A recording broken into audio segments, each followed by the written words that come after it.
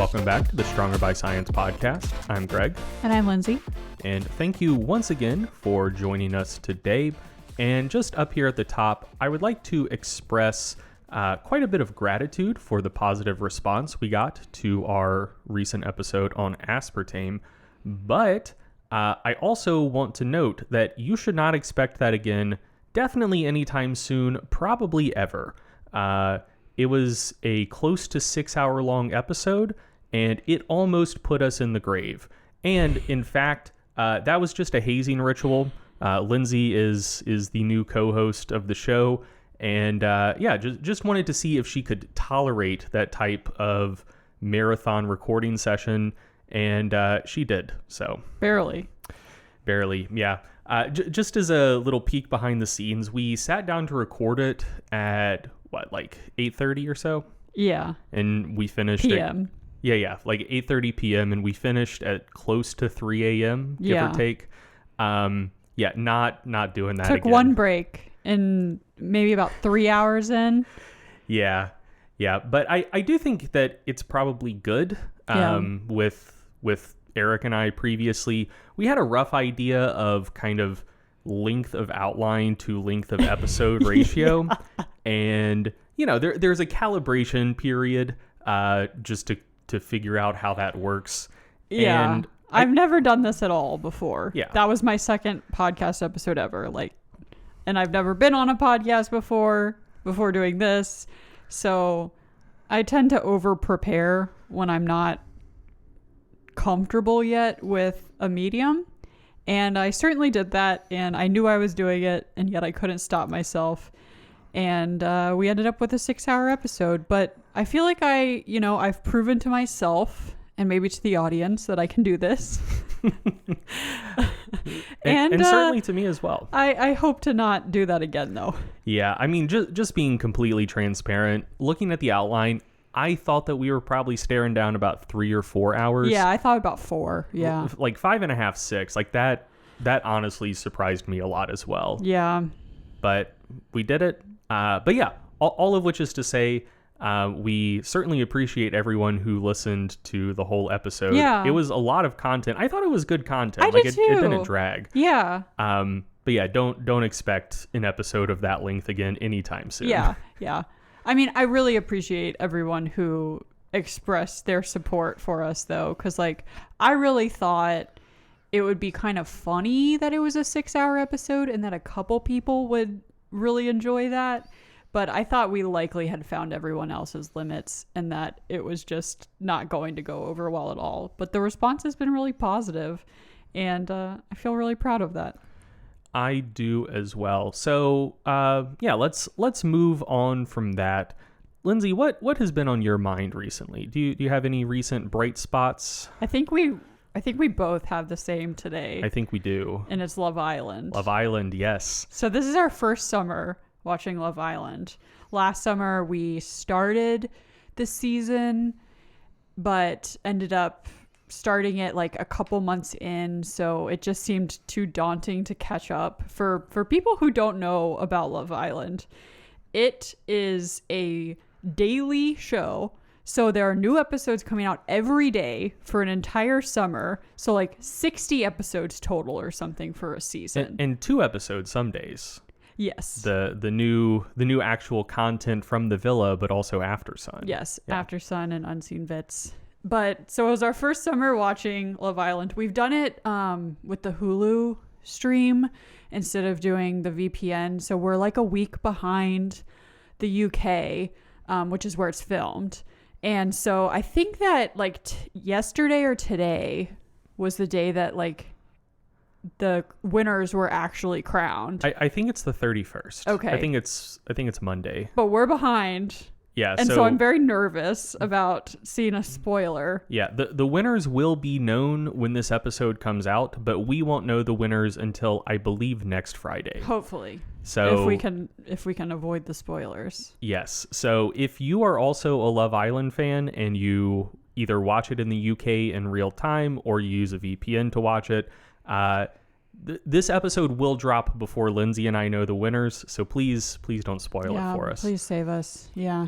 But I guess like what I'll say, why I love Love Island is just the chaos of it. Mm-hmm.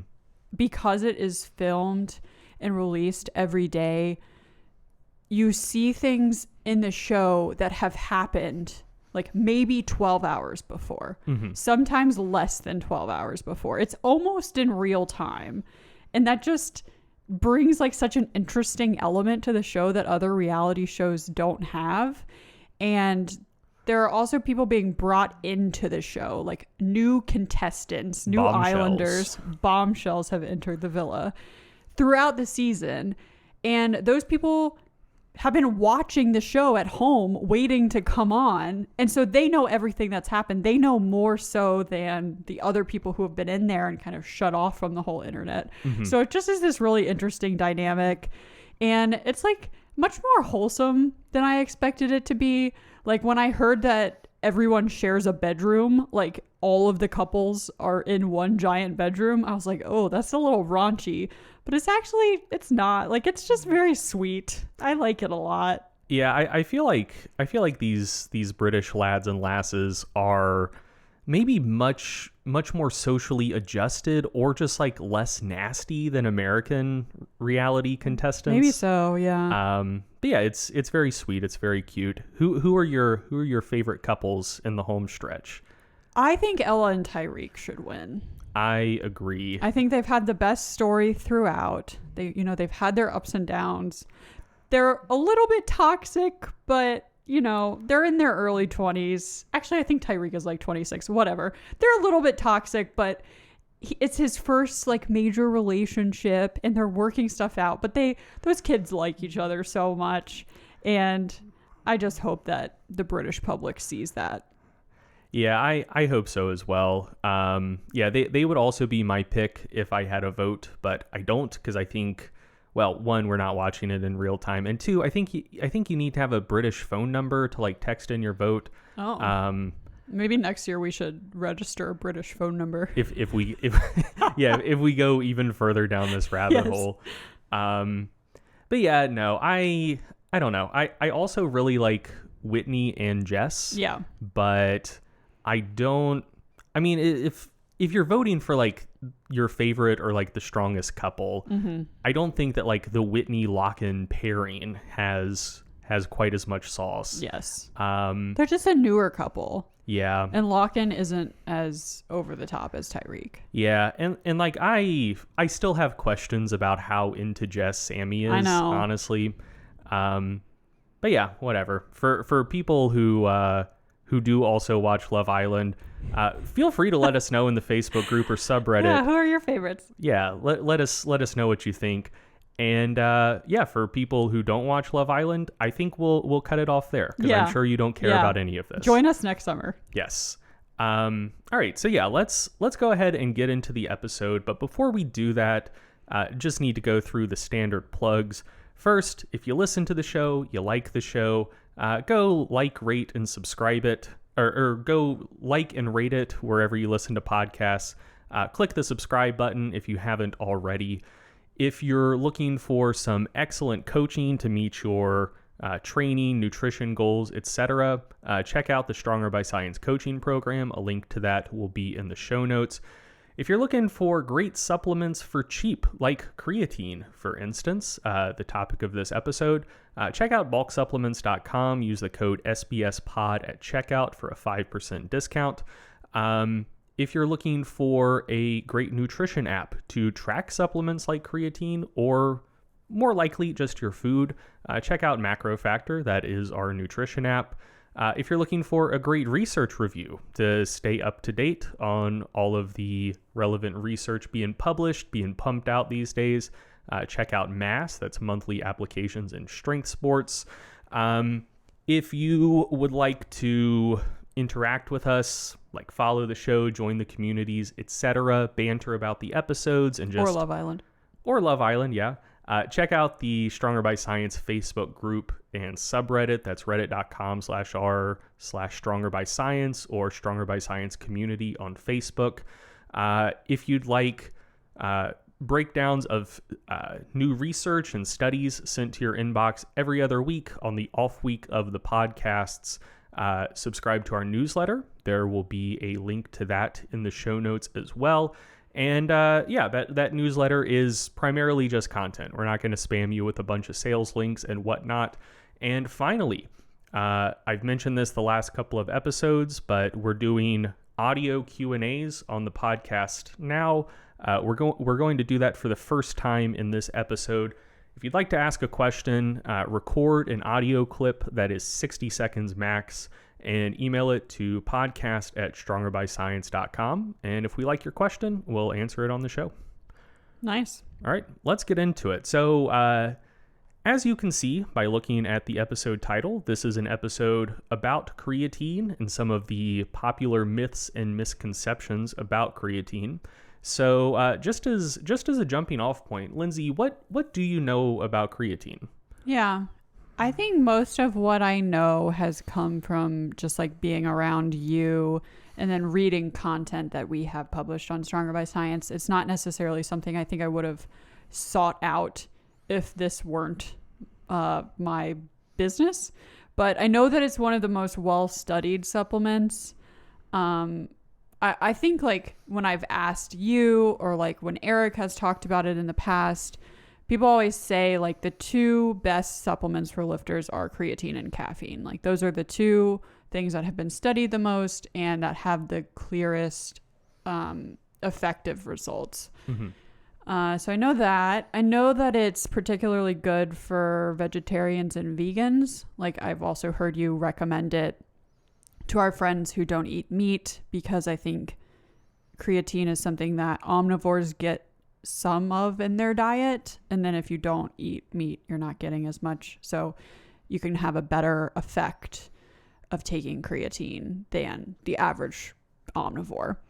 In terms of like lifting, my understanding is that it increases the ability to gain muscle, and maybe helps with muscular endurance in the gym. I don't really know how that works though. I know we're going to get into that. I've read it several times and it's just one of those things that I read it and my brain is just like, nope, we can't process this. Yeah, that's totally fair. Yeah.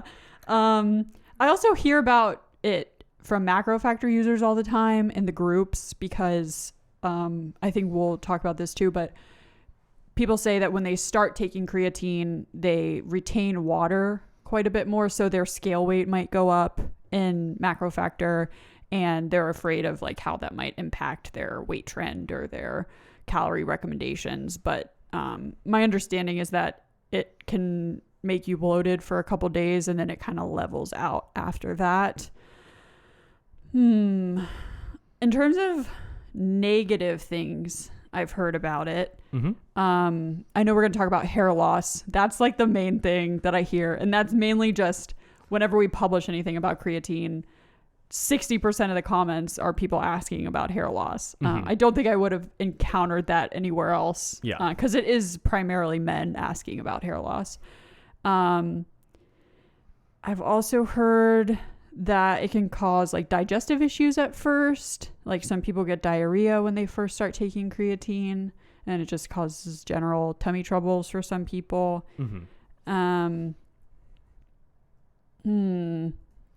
I personally have had issues with like creatinine levels at a doctor's office, and I've seen people talking about taking creatine and how that might impact creatinine.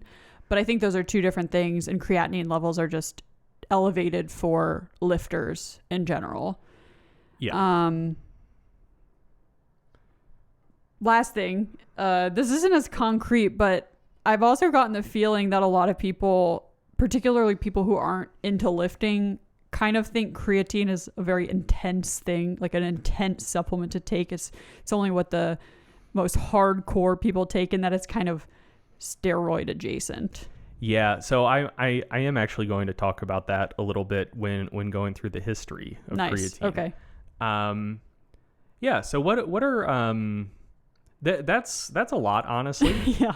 I'm very impressed that you've that you've picked up that much just kind of through osmosis. Yeah. As someone who doesn't take creatine and isn't like that interested in it.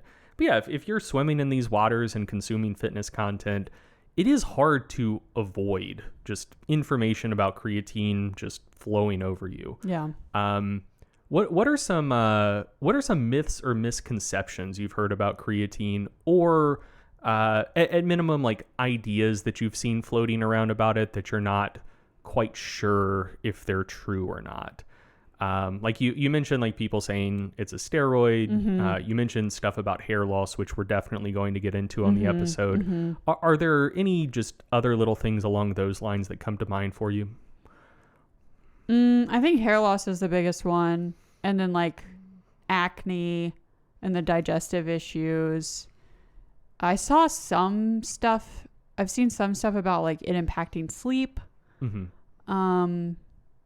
I don't know if these things are myths though. Like these are just things that I see people saying, and I haven't necessarily sought out more information to know if it's a myth, because it doesn't really affect me.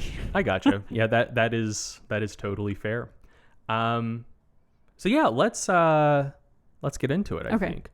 So yeah, to start with, I'm just going to go over a little bit of the history of creatine.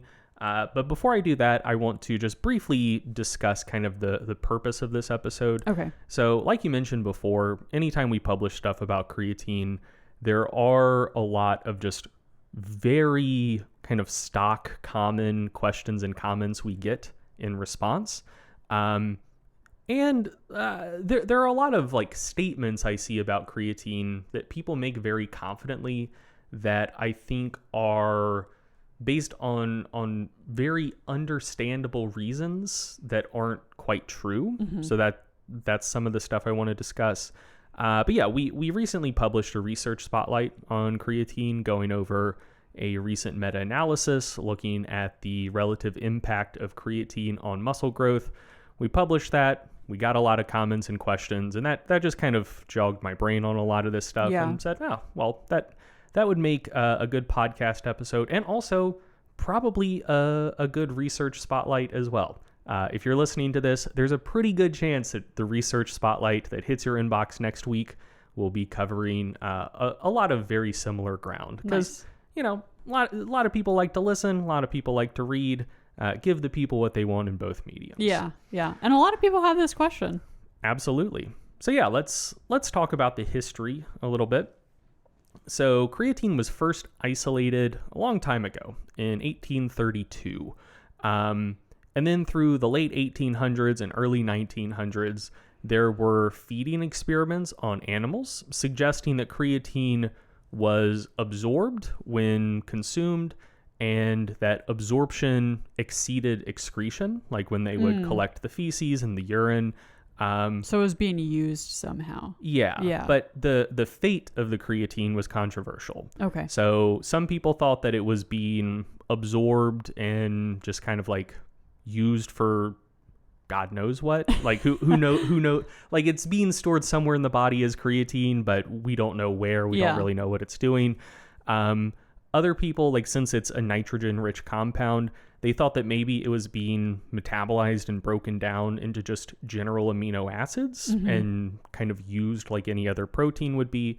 But yeah, so late 18, early 1900s, there were these experiments showing that it was absorbed and that absorption exceeded excretion, but the fate of it wasn't fully known until a series of experiments by Fallon and Denis in 1912 that pretty conclusively established that creatine intake increased muscle creatine levels in particular. And I say pretty conclusively established because just the limitations of the experimental methods in 1912 were considerable. But yeah, that's kind of impressive that they figured it out then. Yeah, they established it about as well as you could establish something in 1912. So yeah, that's when we kind of knew with a reasonably high degree of confidence that creatine intake increased body creatine levels and in particular muscle creatine levels.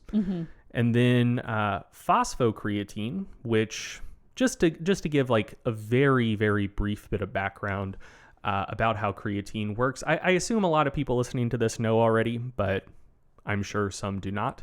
So essentially, creatine is a molecule that is able to bond with a free phosphate group, forms a compound called phosphocreatine.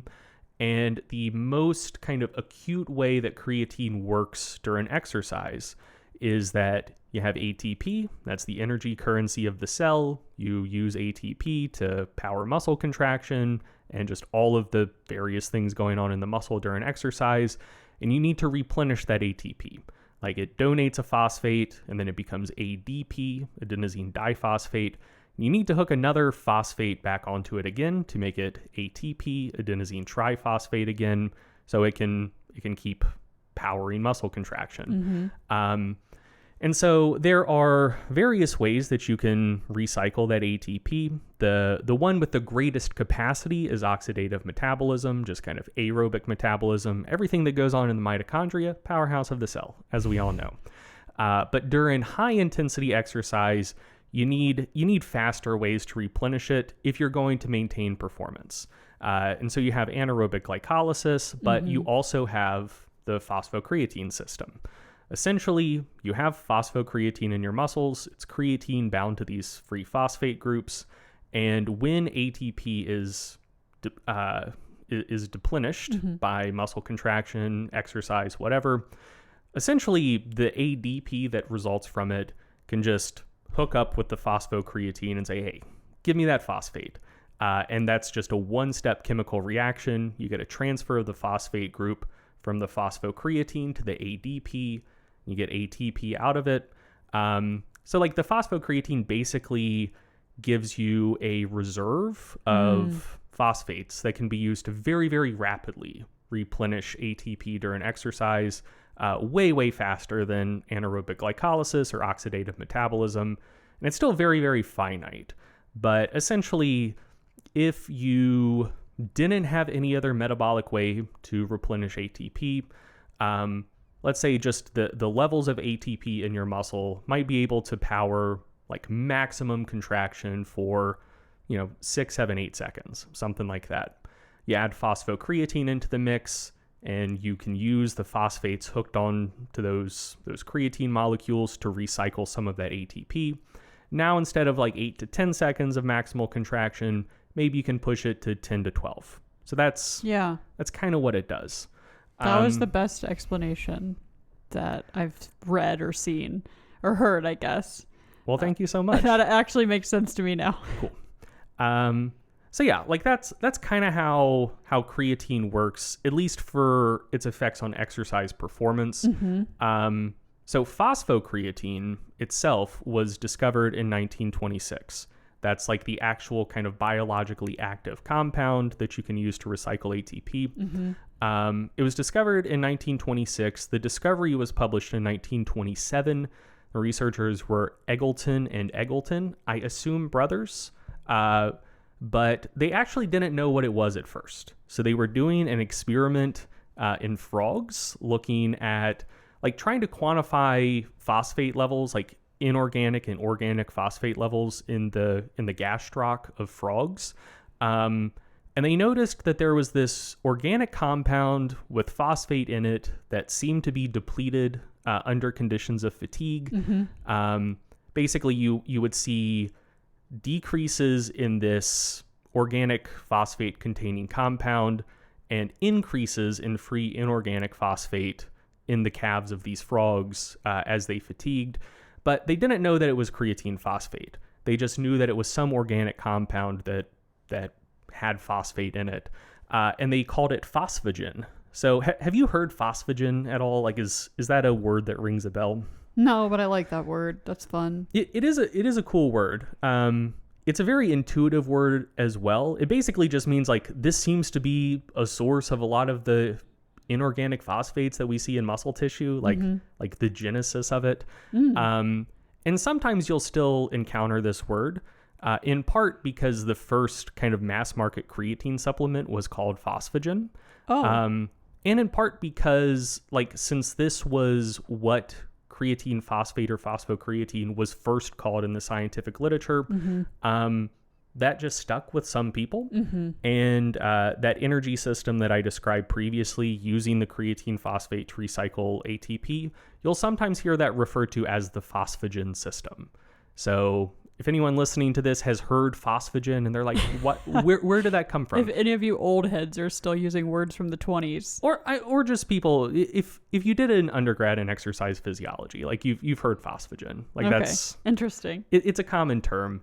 But yeah, I didn't know where it came from, but yeah, it came from just these two chemists that were doing experiments on frogs in 1926, who discovered phosphocreatine and did not know what it was.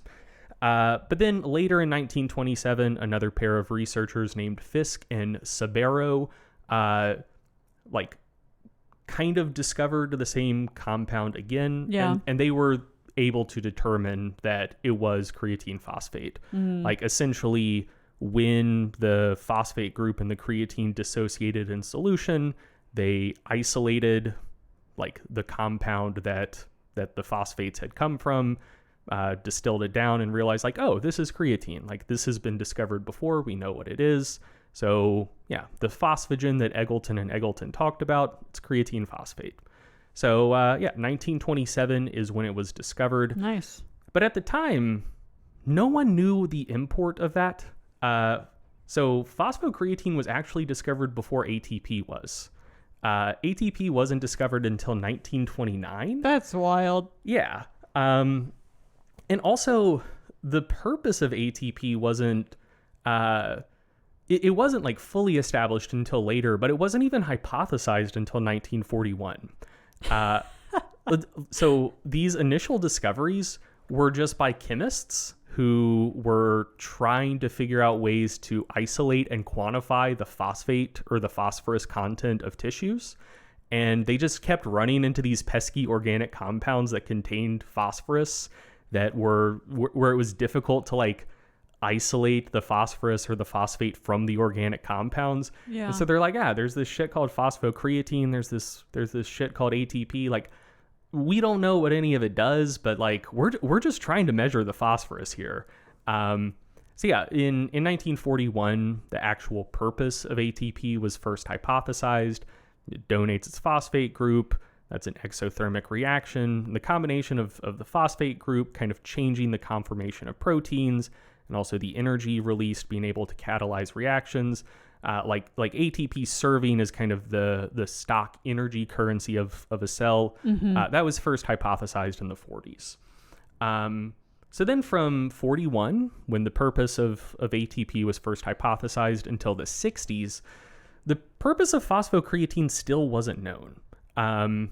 People were starting to get inklings based on the fact that it seemed to be kind of similar to ATP. During fatiguing exercise, you would see phosphates being dissociated from ATP. You would see them being dissociated from phosphocreatine. So it's like, okay, we think that this probably has something to do with energy metabolism. But a lot of people actually thought that phosphocreatine was basically like a different form of ATP. Yeah. Where... That makes sense as something to think. Yeah, like it makes intuitive sense too, because you do have, like, particularly high levels of phosphocreatine in your muscles, which do experience really, really high energy demands during exercise.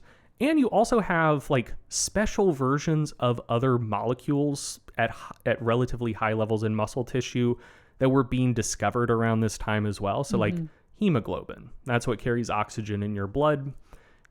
You also have a very similar compound in a lot of tissues, but in particularly high levels in muscle, called myoglobin. The myo root means muscle. And it basically serves the same purpose, but, like, since energy needs and therefore oxygen needs can be so high in muscle, you kind of have this other hemoglobin-like compound that is in relatively high levels in muscle to kind of, like, grab that oxygen, transport it where it needs to go, store a little bit of it for the muscle.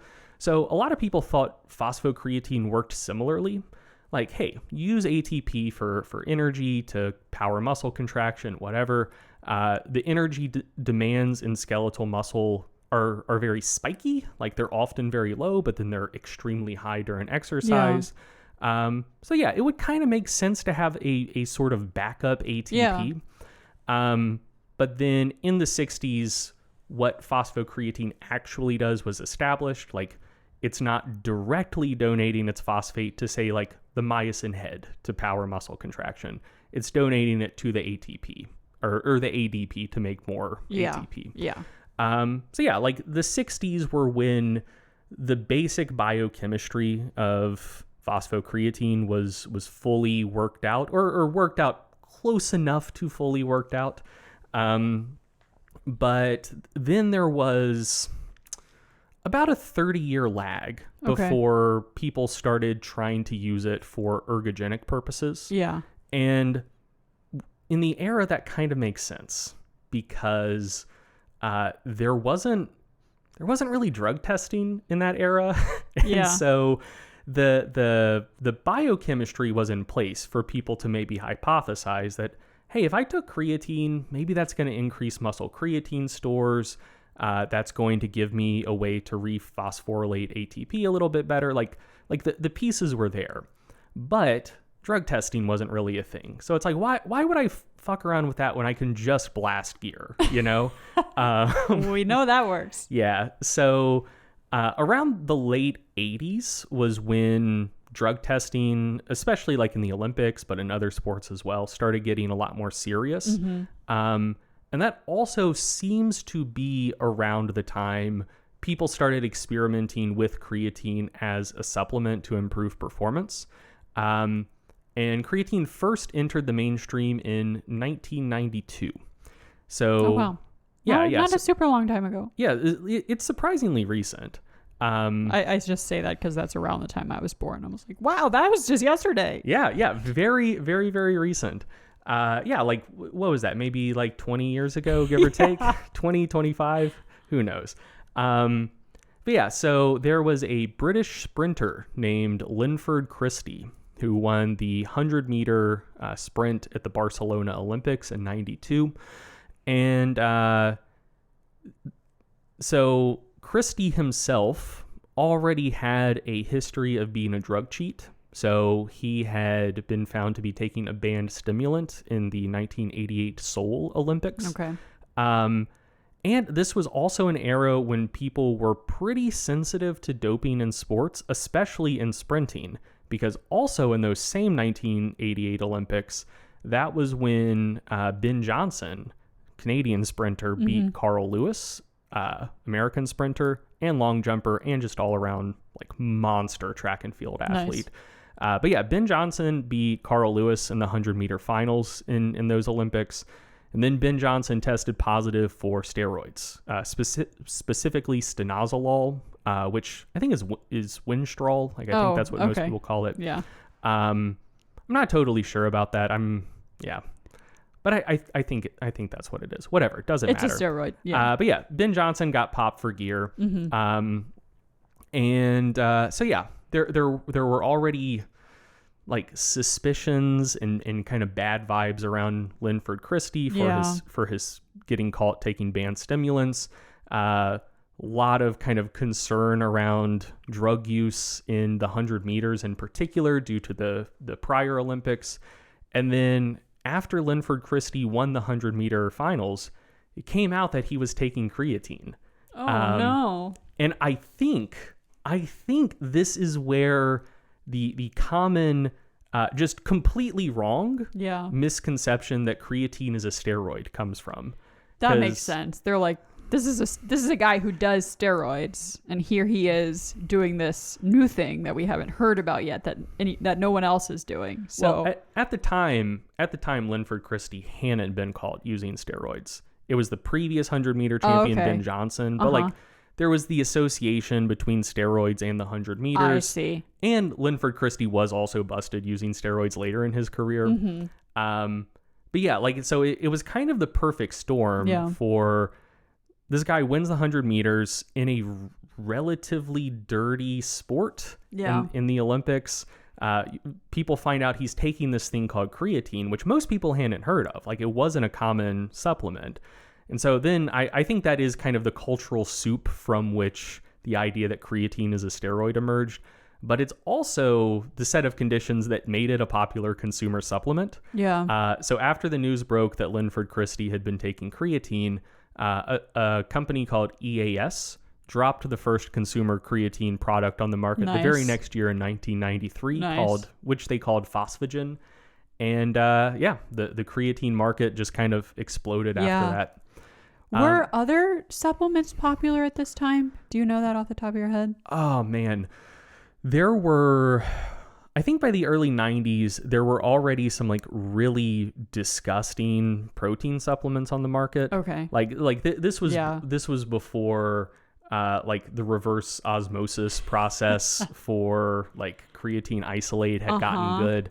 So I think the prior process for making like whey protein supplements was essentially you get a vat of whey, like just the byproduct from the cheese making process, and kind of cook it down, which will give you a powder, but also kind of produces some off flavors as well. Like I haven't taken any of like the very OG protein supplements, but everyone I've talked to that has basically says like, you kids these days, you don't know how good you had it. Like back in my day, the protein we took was dog shit.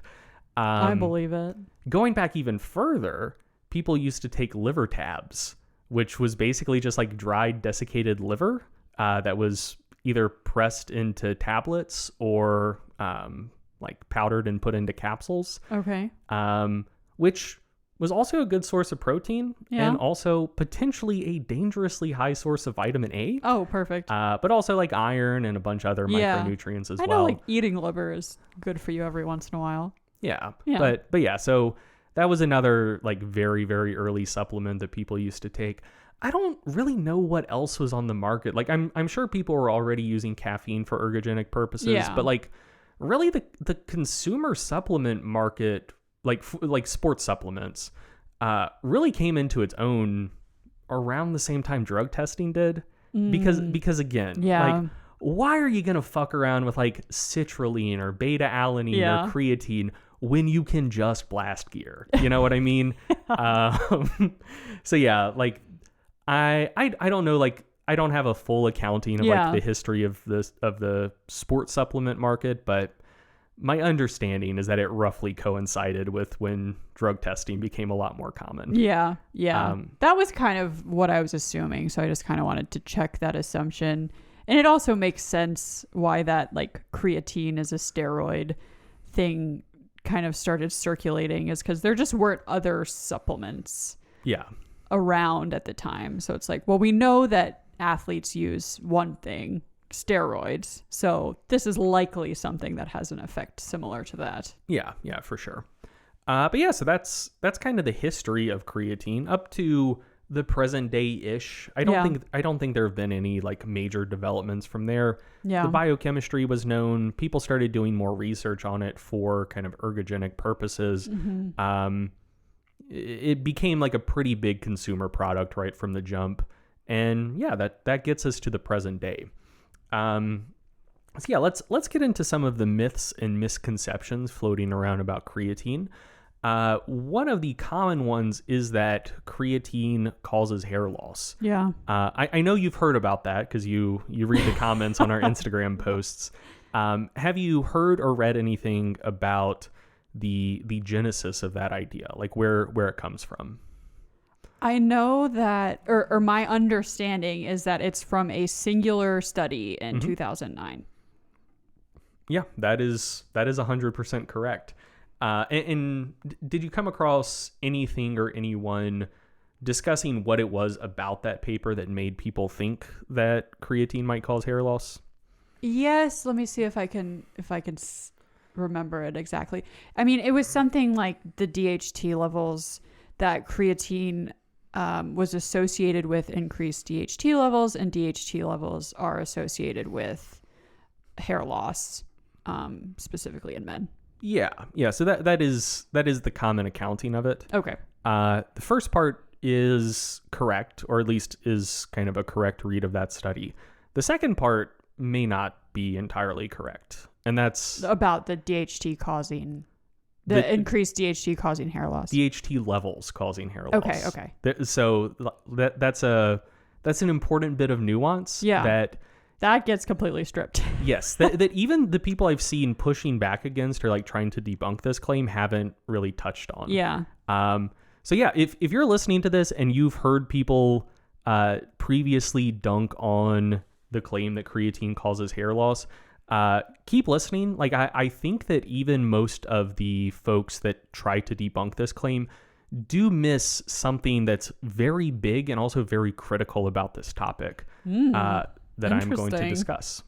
So yeah, but yeah, what you talked about is essentially correct. Like where this idea comes from. Yeah.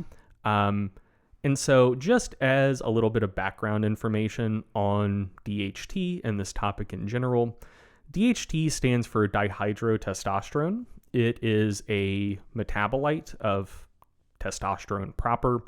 And there's this enzyme called 5-alpha reductase, which is what converts testosterone to DHT, primarily in men. It does also cause that conversion in women, but a lot of the DHT in women is converted from another hormone called androstenedione, but that's another topic. But yeah, and DHT works basically the same way testosterone does, and basically the same way that steroid hormones in general do. So since it's a steroid hormone, it's built on a cholesterol backbone. That means it's lipid soluble, so it can diffuse straight into a cell. And from there, it binds to an androgen receptor, and that ligand receptor complex, which is what you would call it, translocates to the nucleus where it affects gene transcription, gene expression. Mm-hmm. So like that's how steroid hormones work. They bind to a receptor.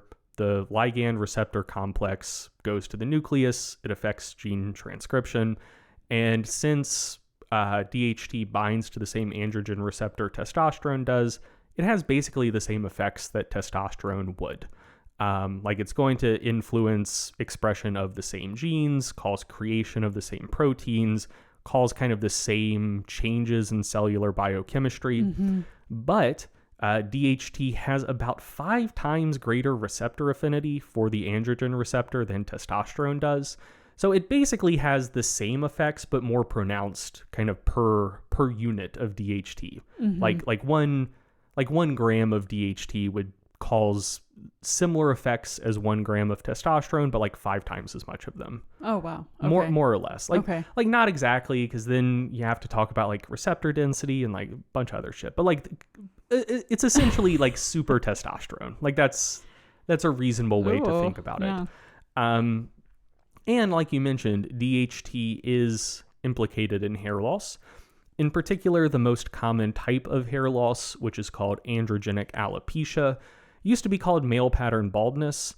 And then people discovered that kind of similar mechanisms worked in women as well, although it's a less common thing. Mm-hmm. So they used to call it male pattern baldness and also female pattern baldness. And now it's just kind of all lumped together as androgenic alopecia, because alopecia, hair loss, androgenic, caused by androgens. Yeah. DHT being an androgen. So that's Makes where that sense. name comes from. Yeah. And the most popular anti-hair loss drugs function by being 5-alpha reductase inhibitors or 5-alpha reductase antagonists. So essentially what they do is they kind of like clog up this receptor so that testosterone is still floating around, or not this receptor, but this enzyme, so that testosterone is floating around, but the enzyme that would convert it to DHT can't convert it to DHT. And that does seem to be very effective at reducing hair loss if you have hair loss because of androgenic alopecia. So that kind of creates the idea that DHT levels are associated with, or like if DHT levels get too high, that's going to cause hair loss. So that's kind of the necessary background information for the 2009 study, which will be linked in the show notes, but the title is 3 weeks of creatine monohydrate supplementation affects dihydrotestosterone to testosterone ratio in college-aged rugby players. I don't know how to pronounce the lead author's name, but it would be phonetically pronounced Van der Merwe, I suppose. But yeah, that'll be linked in the show notes if anyone wants to read it. And so this was a pretty straightforward crossover study. There were 20 male rugby players initially recruited. They were randomized into 2 groups. There were 4 total dropouts, so you wind up with 8 subjects per group. And kind of, it was a crossover study, so there were two parts of the study essentially, and during each part of the study there was a creatine group and a placebo group, where essentially, like, to start with, one group took creatine, the other took a placebo. Yeah. You have that phase, then you have a washout period, and then the people who initially took creatine now take the placebo. The people who previously took the placebo now take the creatine, and you just do the same thing again. Yeah. So yeah, the like each kind of leg of the study had a 7-day loading period where the people taking creatine took 25 grams of creatine, which is a lot. Per day? Per day. Yeah. That's a lot. Yeah, that, like 25 grams is like a typical loading phase. Okay. So when I use creatine, I generally just forego the loading phase. Yeah. And we'll talk about this later. Yeah. But I've heard about that though, like that Yeah. you have the loading phase and then you kind of even out after that. Yeah. So you can either take a really high dose for like a week and then a lower dose to kind of maintain it, or you can just start with the lower dose and instead of fully saturating your muscle creatine levels in, usually a loading phase lasts a week, but generally you're fully saturated after like 3 or 4 days. But instead of taking 3 or 4 days to saturate, it takes like 3 or 4 weeks to saturate. But I just don't want to deal with the loading phase, so I don't do it. Yeah. Most of the stuff that I've seen about like gastrointestinal issues is like when people are in that loading phase. Yes, Yeah. absolutely. So maybe take 3 weeks if you don't want to shit your pants. Yes. But yeah, so since each kind of segment of this study was just 3 weeks long, they would do a 1-week loading phase followed by 14 days with a maintenance dose of 5 grams of creatine. Okay. And then there was a 6-week washout between phases, which would be plenty of time to get creatine levels back to baseline. Yeah. Like it takes about a month after you stop supplementing for creatine levels to get back to baseline. So you just tack 2 extra weeks on, like 6 weeks, kind of a better safe than sorry type of amount of time. So yeah, that's kind of what happened in the study. And then in terms of results, people reporting that the study found that creatine supplementation increased DHT do seem to be mostly correct. So during the placebo arm of the study, you saw like non-significant decreases in DHT levels during the 3 weeks. So it was starting at 1.26 nanomoles per liter and ended at 1.06 nanomoles per liter.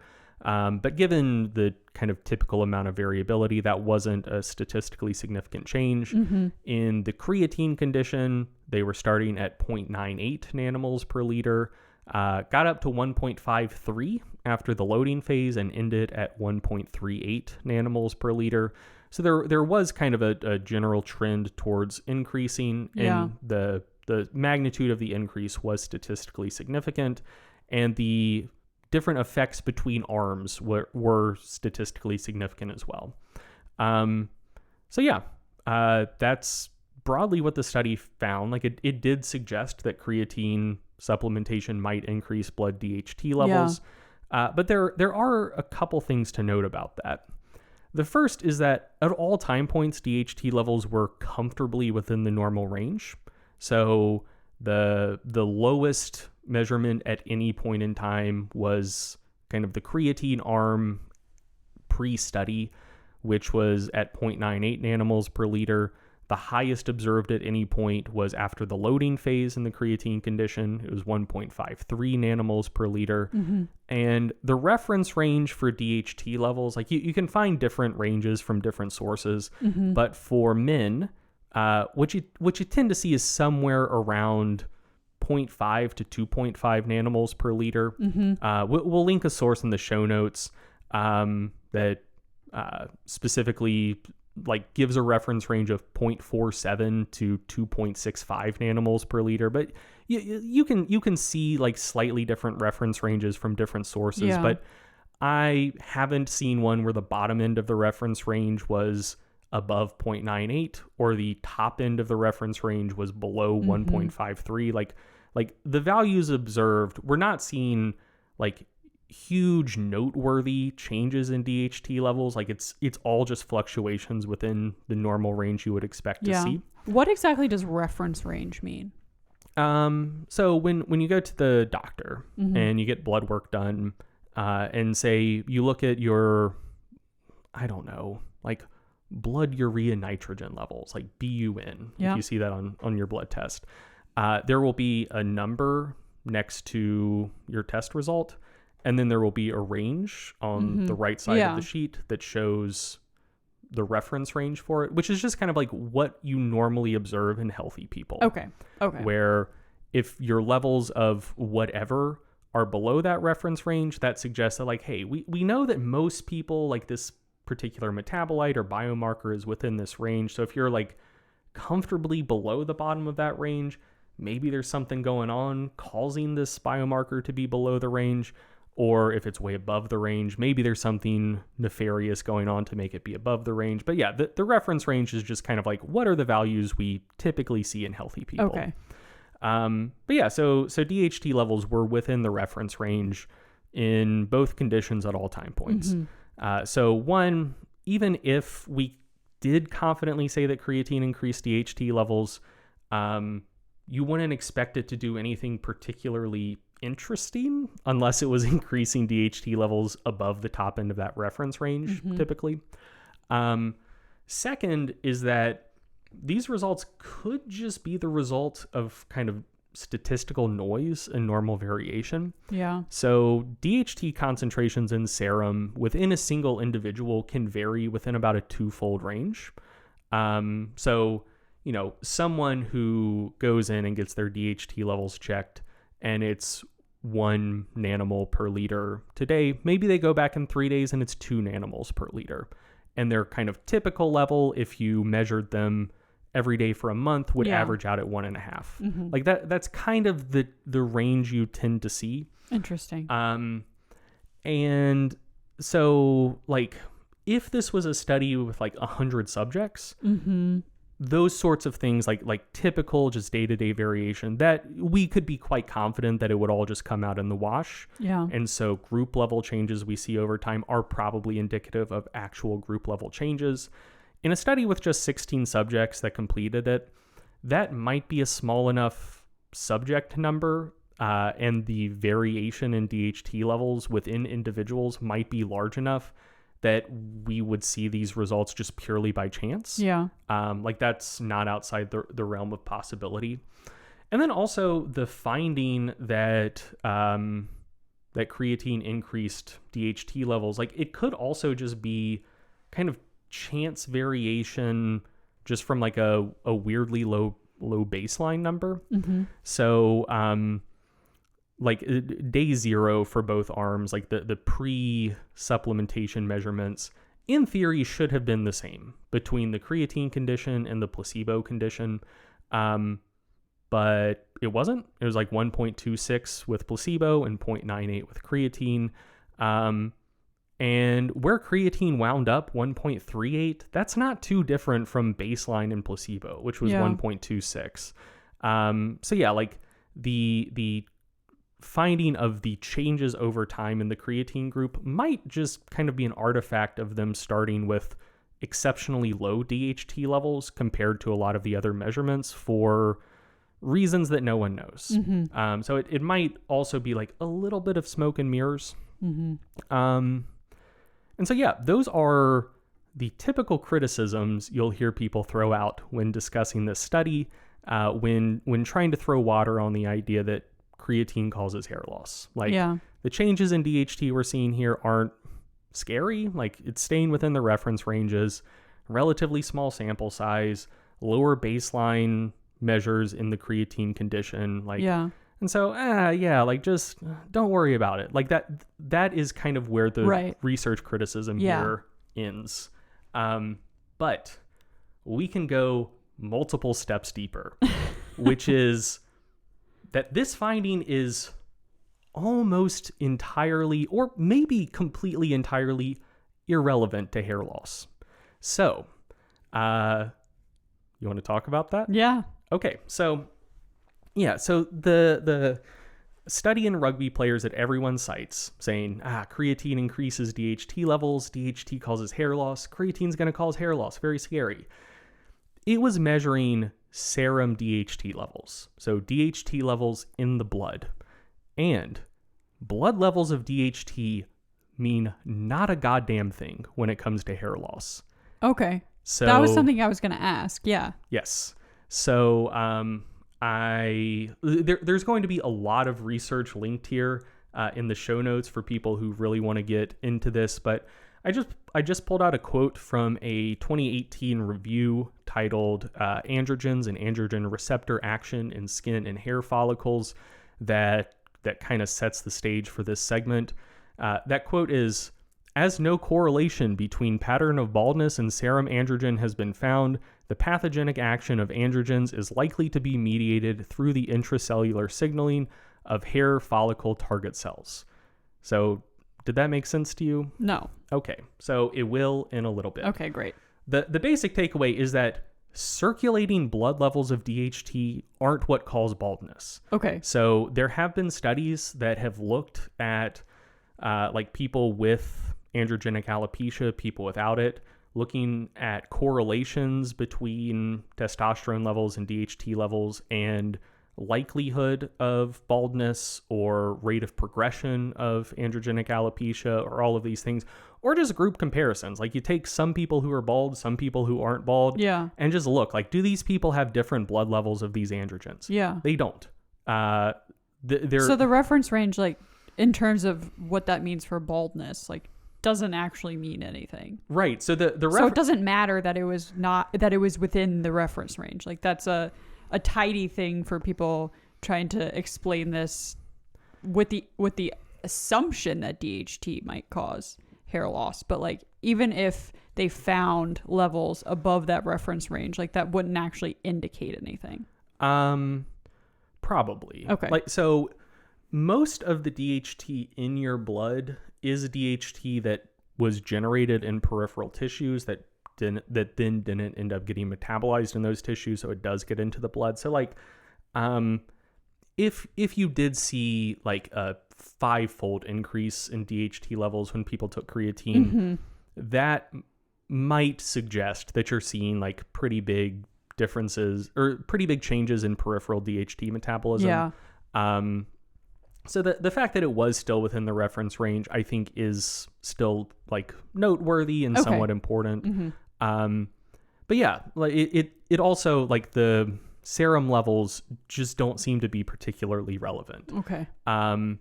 So yeah, circulating DHT isn't what causes baldness. It seems to primarily be a matter of DHT conversion in the hair follicles themselves. So you have systemic hormones and you also have autocrine and paracrine hormones. And systemic hormones are essentially, and some hormones are like systemic, but then they also have like autocrine and paracrine functions. And I see your look of confusion. I'm about to explain what I'm talking about. But systemic hormones are hormones that are produced entirely or almost entirely in a single organ. And that organ releases them into the bloodstream. And then the hormone goes to wherever it needs to go and has whatever effect it needs to have. Okay. So like insulin is a great example. Yeah. You produce it in your pancreas. The pancreas releases it into the bloodstream, and it travels from the pancreas to other tissues and has effects in other tissues. But like, so like creatine or insulin has effects in muscle, but like muscle isn't producing its own insulin. Like it, so it's coming from it's a the systemic pancreas. hormone. Testosterone is also primarily a systemic hormone. So you do have actually like kind of a lot of tissues that can produce a little testosterone, but most of the testosterone you have in males is produced in the testes, in women produced in the ovaries, a little bit in the adrenal glands as well. And it's primarily produced in those tissues, and it goes systemically and does whatever it needs to do. DHT is primarily an autocrine and paracrine hormone, which means that most of the DHT that a particular tissue uses to do stuff is made in that tissue itself. So your body makes testosterone, or in the case of women, androstenedione, that goes to the skin. And then the skin kind of absorbs that testosterone or androstenedione and says, hey, we need some androgenic action. So we are going to convert this testosterone to DHT here in the skin, and then it's going to do what it needs to do. So that's what autocrine and paracrine means. Like, autocrine means a cell making a hormone for its own purpose. And paracrine means basically local action. Like, skin cell that's like 4 skin cells away from some other skin cell might make some DHT, and it just kind of diffuses through the local cells and has kind of a localized effect. Okay. And so, DHT is primarily an autocrine and paracrine hormone. It is not primarily a systemic hormone. And so systemic levels of DHT are typically not particularly informative of anything. So when we're talking about effects on baldness, we are interested about kind of DHT action and metabolism in the scalp itself. Yeah. So as kind of like supporting evidence for that, scalp areas that are more likely to become bald have higher levels of the 5-alpha reductase enzyme than scalp areas that are less likely to become bald. Like if someone took a little biopsy of the scalp on the top of your head, which is where you're most likely to go bald, and took a biopsy of your scalp near the back of your head, where very, very few people go bald, and just looked at 5-alpha reductase levels in those 2 biopsies, they'd see that you have way, way higher levels of the enzyme that converts testosterone to DHT on the top of your head than on the back of your head. And people with androgenic alopecia just have higher scalp levels of DHT than people who don't, even though they have very similar systemic levels of DHT. Okay. So you measure it in the blood. People with and without baldness look like they have very similar DHT levels. You look at DHT in the scalp itself, way higher in people with androgenic alopecia. Yeah. Are people testing that themselves? No. Like, that's... and typically, like, I don't think a doctor would usually even test for it. They just look at the pattern of the baldness and be like, you have androgenic alopecia. Yeah. We're just going to put you on the drugs. They're not going to give a skin biopsy from your head. That's good. But like when they study this in a lab, like that's what they see. And there's also some research suggesting that there might just be higher androgen receptor density in people who are prone to baldness and in the areas of the scalp that are likely to go bald. Although that's controversial. The bit about the areas of the scalp likely to go bald having higher androgen receptor density, like that's known. Okay. Whether or not it's a difference in density of androgen receptors or just sensitivity of androgen receptors in people predisposed versus not predisposed to baldness, like that's still kind of an open question. But yeah, like, so it's all about local stuff. And so like DHT is definitely important for hair loss. Taking drugs that stop the conversion of testosterone to DHT is sufficient to stop the progression of hair loss. But again, it's about the local action, not systemic blood levels of DHT. So then the next logical question is, well, what underlying sets of conditions cause scalp DHT levels to increase, to cause hair loss?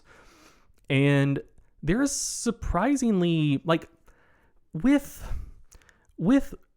becoming bald being such a common fear that people have, especially men, and with kind of the hair loss drug industry being so big, you would think that there would be like a full accounting of the pathogenesis of androgenic alopecia, but there's not. Like there are still a lot of unresolved questions in this area. But one possibility, one thing that's like relatively commonly accepted is that kind of hypoxia or blood flow seems to be pretty important. So scalp blood flow is really, really high. It's about 10 times greater than skin blood flow to other regions. Wow. Which, if you've ever got a head wound, you know that. Like, have you ever gotten a head wound? No. I have. Those motherfuckers don't stop bleeding. Oh, yeah. They bleed so much because the scalp has such high levels of blood flow to it. And men with androgenic alopecia have rates of scalp blood flow that are way lower than men without androgenic alopecia, like 60% lower. Yeah. And so like one possibility is that essentially like something happens to decrease scalp blood flow. DHT generally promotes angiogenesis, like the growth of new blood vessels. So maybe something is causing a decrease in scalp blood flow. Your skin cells in your scalp say, hey, we're just going to start creating more DHT because we're trying to promote vascularization. But then that has the side effect of causing hair loss. Okay. But there are other like potential accountings for this. So this next idea I'm going to throw out, I think is wrong, but it's interesting. So the first one you said, that seems very plausible, but that is that still just kind of a theory? So like a lot of people think that blood flow is important. Yes. Whether the DHT increase is like directly mechanistically caused by the decrease in blood flow or whether they have a common cause, like there's that's where there's a lot more discussion. Okay. But yeah, so there's this, I believe, Turkish guy, Dr. Üstüner, I think, who is of the opinion that it's all about gravity, which is a very fun idea. Tell me more. So this review paper will be linked in the show notes as well.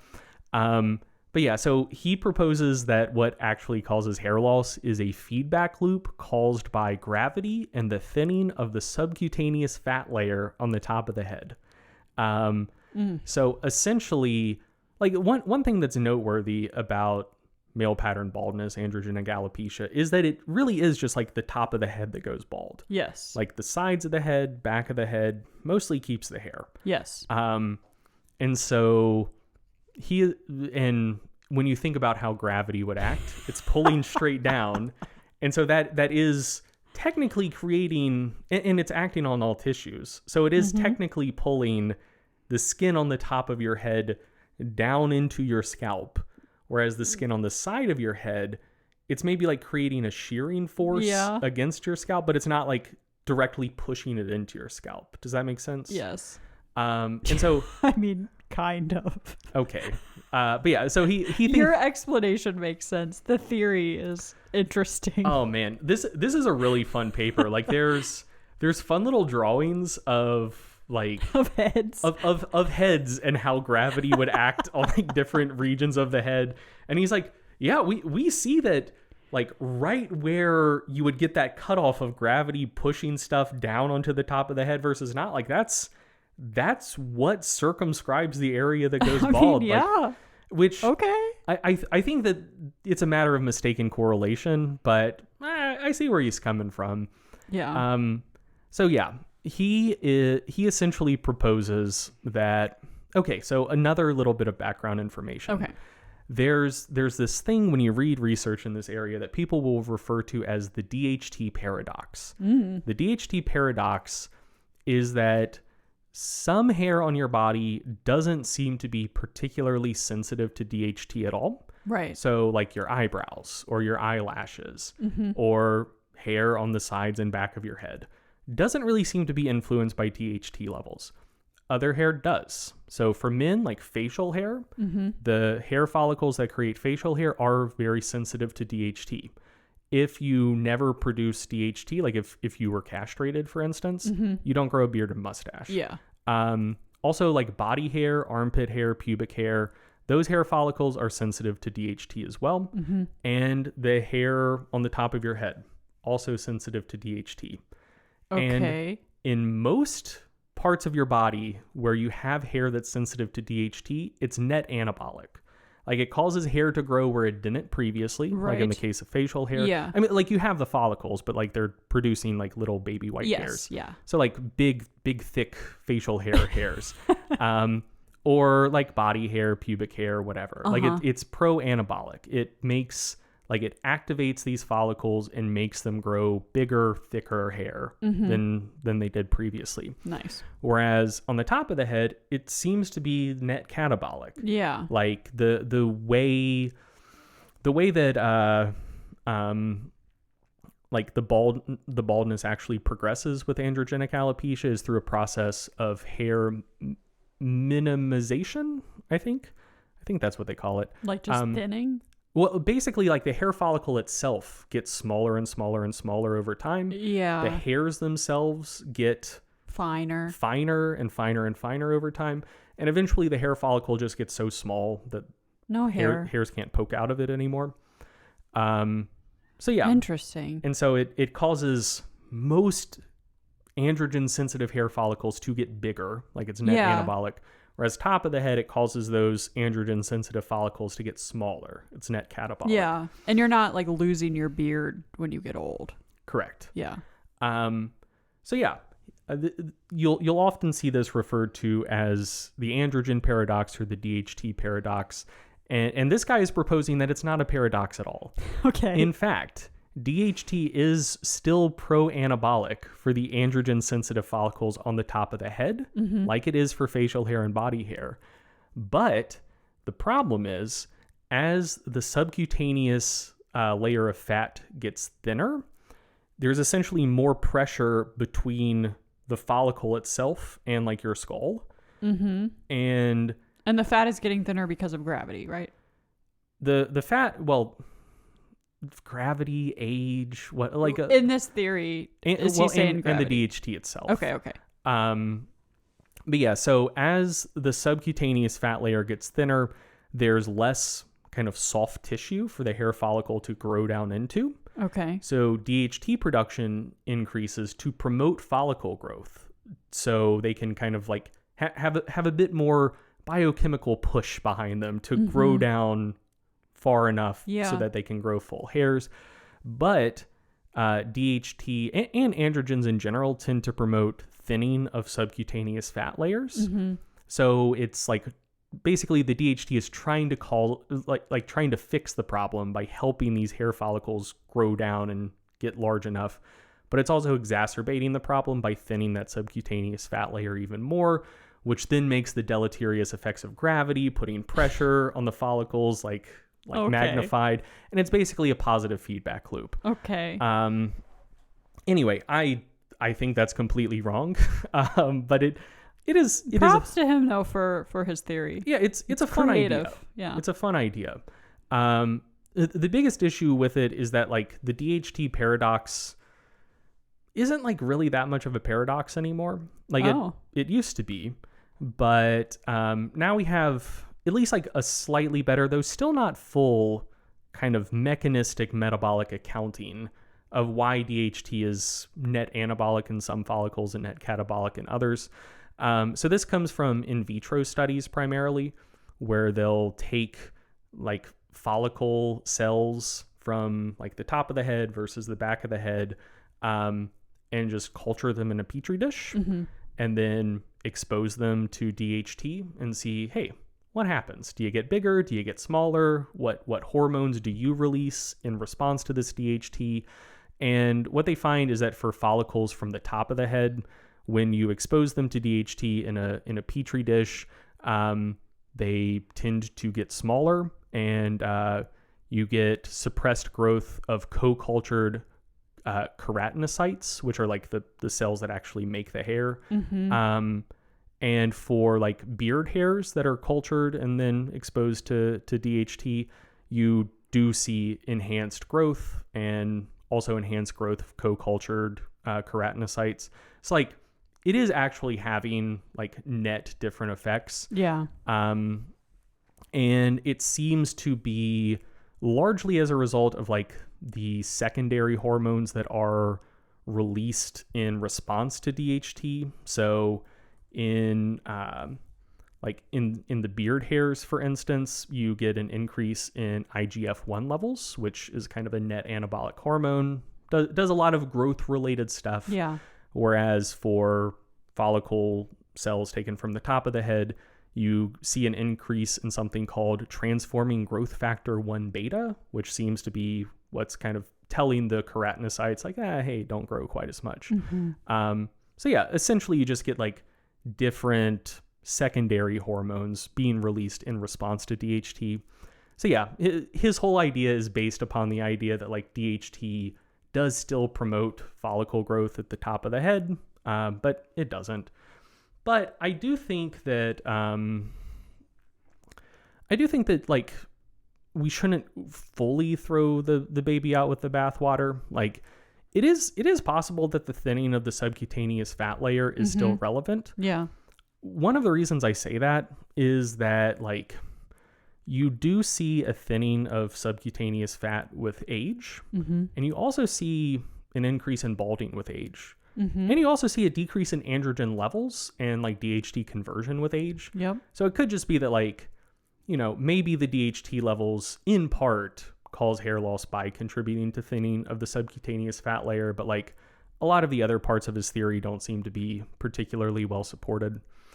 There was a similar hypothesis as well that is also similarly interesting that I think is a little bit more convincing. So it is from, it was published in the journal Medical Hypotheses in 2018 from a guy named Robert S. English Jr. And his idea is basically that like what's actually causing this, like what's putting you down the road towards baldness is scalp tension. Essentially proposing that chronic scalp tension is causing an inflammatory response, and that stimulates increased DHT production, like increased levels of the 5-alpha reductase enzyme to cause increased DHT production. So like you often see increases in androgen levels in response to like inflammation or cell damage, in part because they help like tamp down on the inflammatory response getting excessive.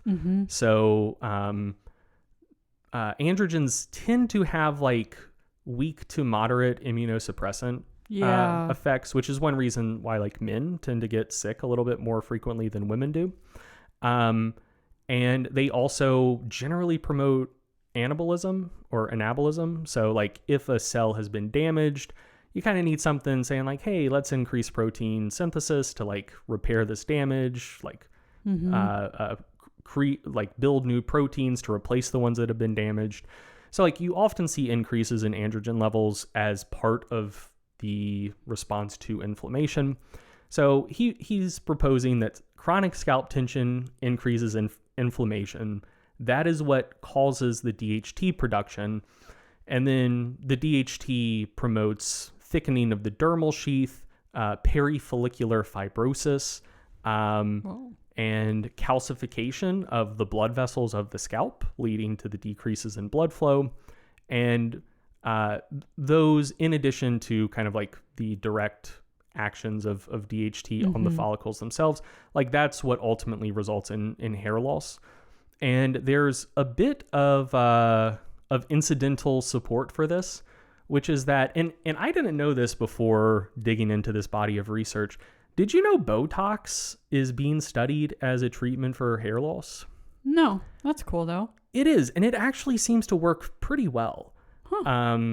Like it seems to, like other hair loss drugs, reduce the progression of androgenic alopecia related hair thinning. But there's also some research suggesting that it might like allow for some hair regrowth. Wow. And the mechanistic accounting of it isn't fully known. It basically, it was discovered by accident, where people were just using Botox injections for the reason people use Botox. And then they kind of noticed like, hey, I seem to be like growing some hair back. This is weird. And so, yeah, the way in which... Are they putting it like in the top of their head? No. It can be anywhere. Okay, so fun little bit of like musculoskeletal anatomy of the head. Okay. So, yes, I remember what it's called. Okay. You have a single muscle called your occipitofrontalis. Of course. Which, so there's like a muscle along the occiput of your skull, which is just like the back of your skull. Okay. And the frontal bone, which is like your forehead. Mm-hmm. And it's connected by a single like tendon sheath, like long flat tendon called a aponeurosis. Like that's what you call like a thin sheet of tendon. Mm-hmm. But yeah, so you basically have like a single muscle with two bellies, where the bellies are just separated by the top of your head. Okay. But they're connected by like a single tendon sheath. Yeah. And so if you're trying to reduce like wrinkling in your forehead with Botox. Yeah, very popular place to get Botox. Yeah, you get injections into the frontal belly of your occipitofrontalis.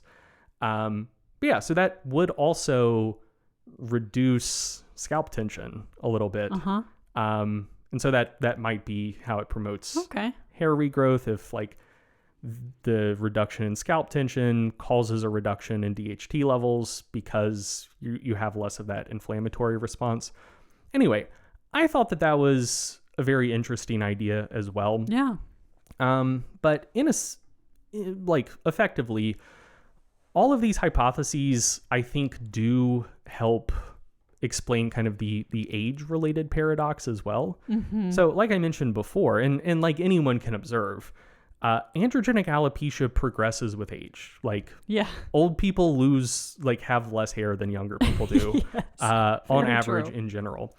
And we do also know that like this does seem to be driven by androgen levels. Like when you take drugs to stop DHT conversion, that does stop or significantly slow down the progression of hair loss.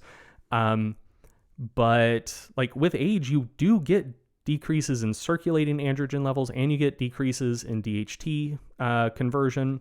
And so like if it was all just about androgen stuff, you would expect hair loss to be greater in younger adults than older adults and slow down or stop with age. But you don't. So if like some of the underlying mechanisms do relate to things like decreasing subcutaneous fat thickness or decreases in blood flow or increases in inflammation, like all of those changes occur with age. And if those are kind of the underlying factors causing kind of this cascade that ultimately results in hair loss, I think that makes a lot more sense than it just being about the androgens per se. And of these possibilities, I kind of like, I am sympathetic to the inflammation related one, like related to scalp tension. Mm-hmm.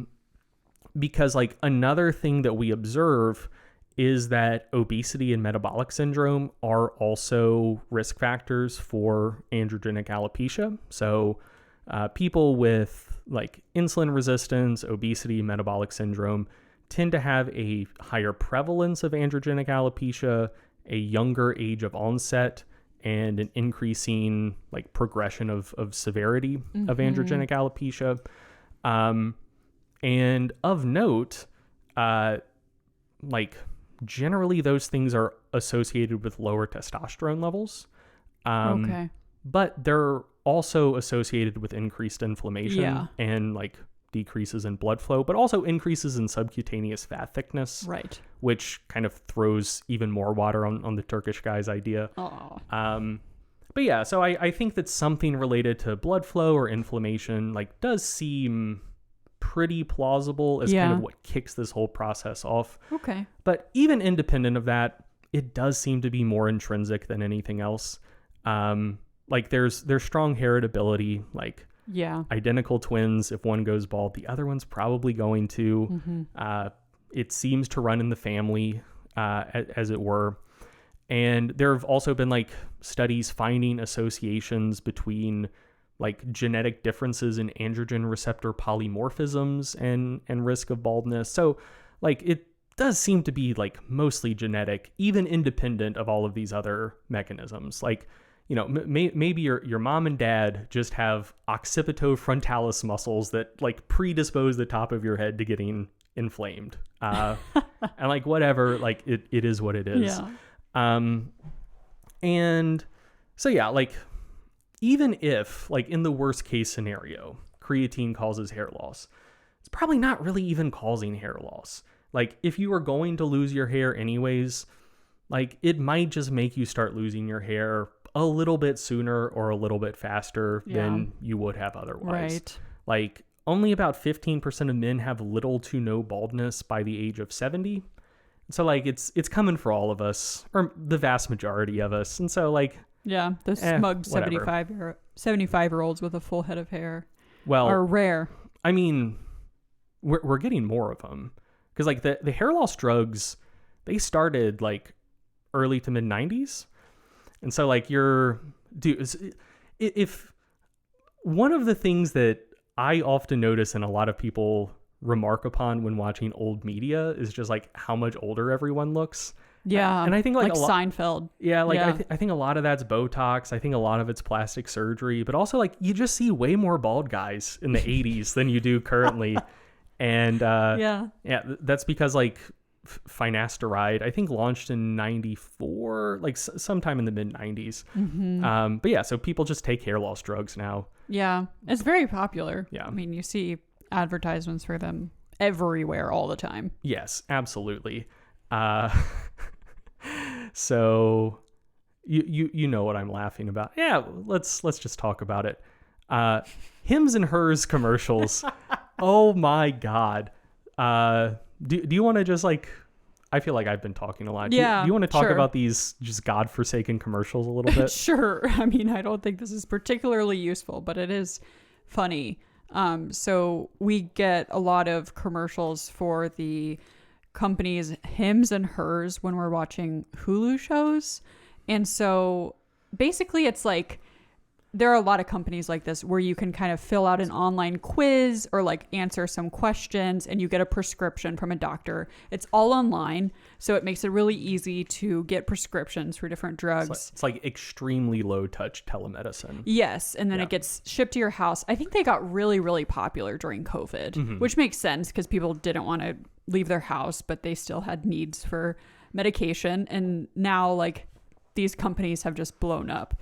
But the Hers commercials, the ones targeted to women, are all about like anxiety and depression and like needing medication for that. Whereas the commercials for men are just all about erectile dysfunction and hair loss. And it just is very funny to compare like and testosterone. Okay, yeah. Yeah. But it's just very funny to compare like what they perceive to be the main issues that the different sexes face. Like men are losing their hair. Women are depressed. Yeah. And I mean, also just what's being promoted. It's just like, hey, you want to live a better life, ladies? Well, I mean, nothing's actually going to get better in your life. So just like take some drugs to make you feel better. And for the men, it's just like, look, fellas, like I know what's getting you down. Like it's it's good to be you, but like, you don't want to lose your hair and you want a hard dick. So like, look, those are the two problems you're facing and we can solve them for you. And I just find that very funny. Yeah, it's funny. It's also sad. It's really sad. So yeah, let's get back to creatine. Sure. So yeah, with all of that said, kind of getting into the mechanisms a little bit more, like it is about local conversion of testosterone to DHT in the scalp, not systemic levels. And that conversion doesn't seem to be just random. It seems to be driven by things like decreases in scalp blood flow or increases in scalp inflammation. Like we still don't know exactly what's causing that cascade to kick off, but it seems to be something kind of in that genre. Like the general biochemistry of the scalp is not happy. It's been disturbed. Just for the listener, Greg is just kind of waving his hands above his head during all of this, just like a wizard. Yeah, whatever. It's fine. But yeah, so essentially just like there are bad vibes on the top of your head, and that kicks off Are there? Yes. and that kicks off the DHT conversion that results in hair loss. But yeah, so circling back to creatine doesn't increase free testosterone levels, and that is like the testosterone that would make it into the cells to be converted to DHT. Creatine isn't known to decrease skin blood flow. It's not known to decrease tissue oxygenation. It's not known to increase inflammation. It's not known to cause any changes in subcutaneous fat morphology. And so like all of the potential mechanistic underpinnings that would maybe result in increased rates of baldness, there's no evidence suggesting that creatine affects any of that stuff. Yeah. And to be clear, it is possible that it does. Like there's not much research on those topics. But at the same time, like the same could be said of literally anything you put in your body. Like, I don't know how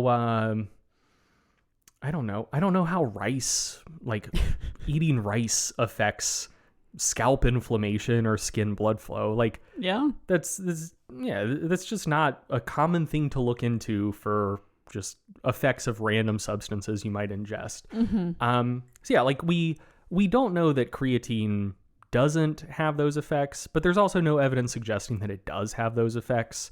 And so essentially what we're left with is we have one study suggesting that creatine might increase serum DHT levels. But that's irrelevant here. Like it just doesn't matter. Yeah. And there's no evidence suggesting that creatine affects any of the things that might actually kind of more directly, mechanistically affect hair loss. Yeah. Do you think that that's the reason there hasn't been more research? What do you mean? If it doesn't seem like there are any mechanisms for creatine being associated with hair loss, maybe that's why scientists are like, well, we're not going to look into that because there's not really a mechanism there. Yeah, I mean, well, so the thing is, like, it's like I don't want to conflate absence of evidence with evidence of absence. Yes. Like it very well could be that creatine does decrease scalp blood flow. Right. But it's just not known to, I guess.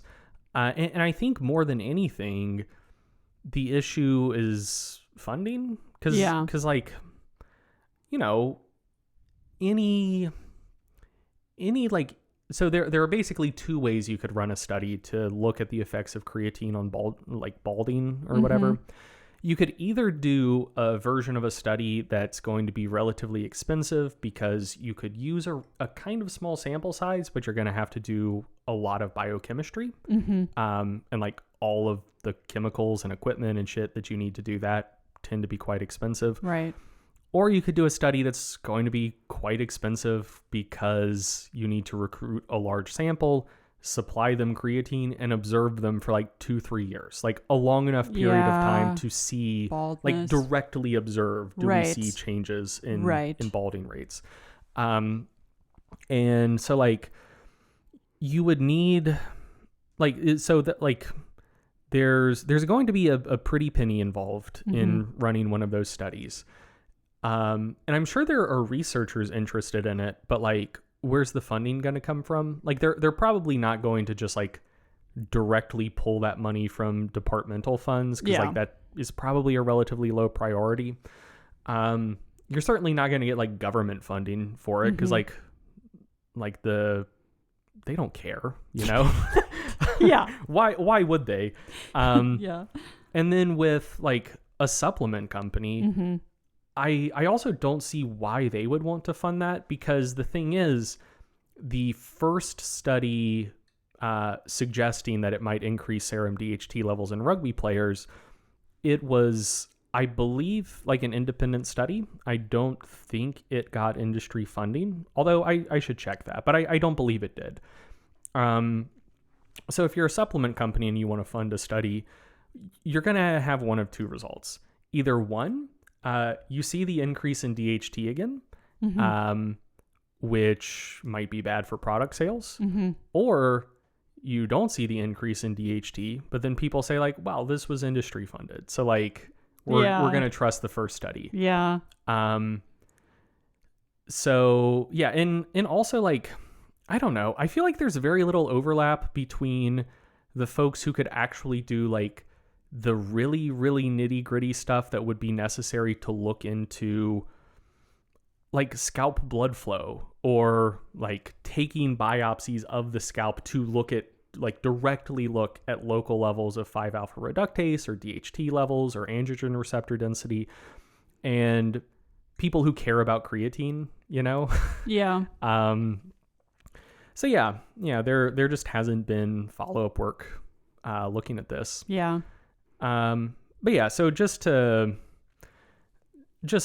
I probably should have put some of this stuff a little bit earlier in the outline, but just want to reiterate, the only evidence we have even potentially linking creatine to hair loss is a single study looking at its effects on systemic DHT levels, which again are irrelevant. Mm-hmm. As a further illustration of that,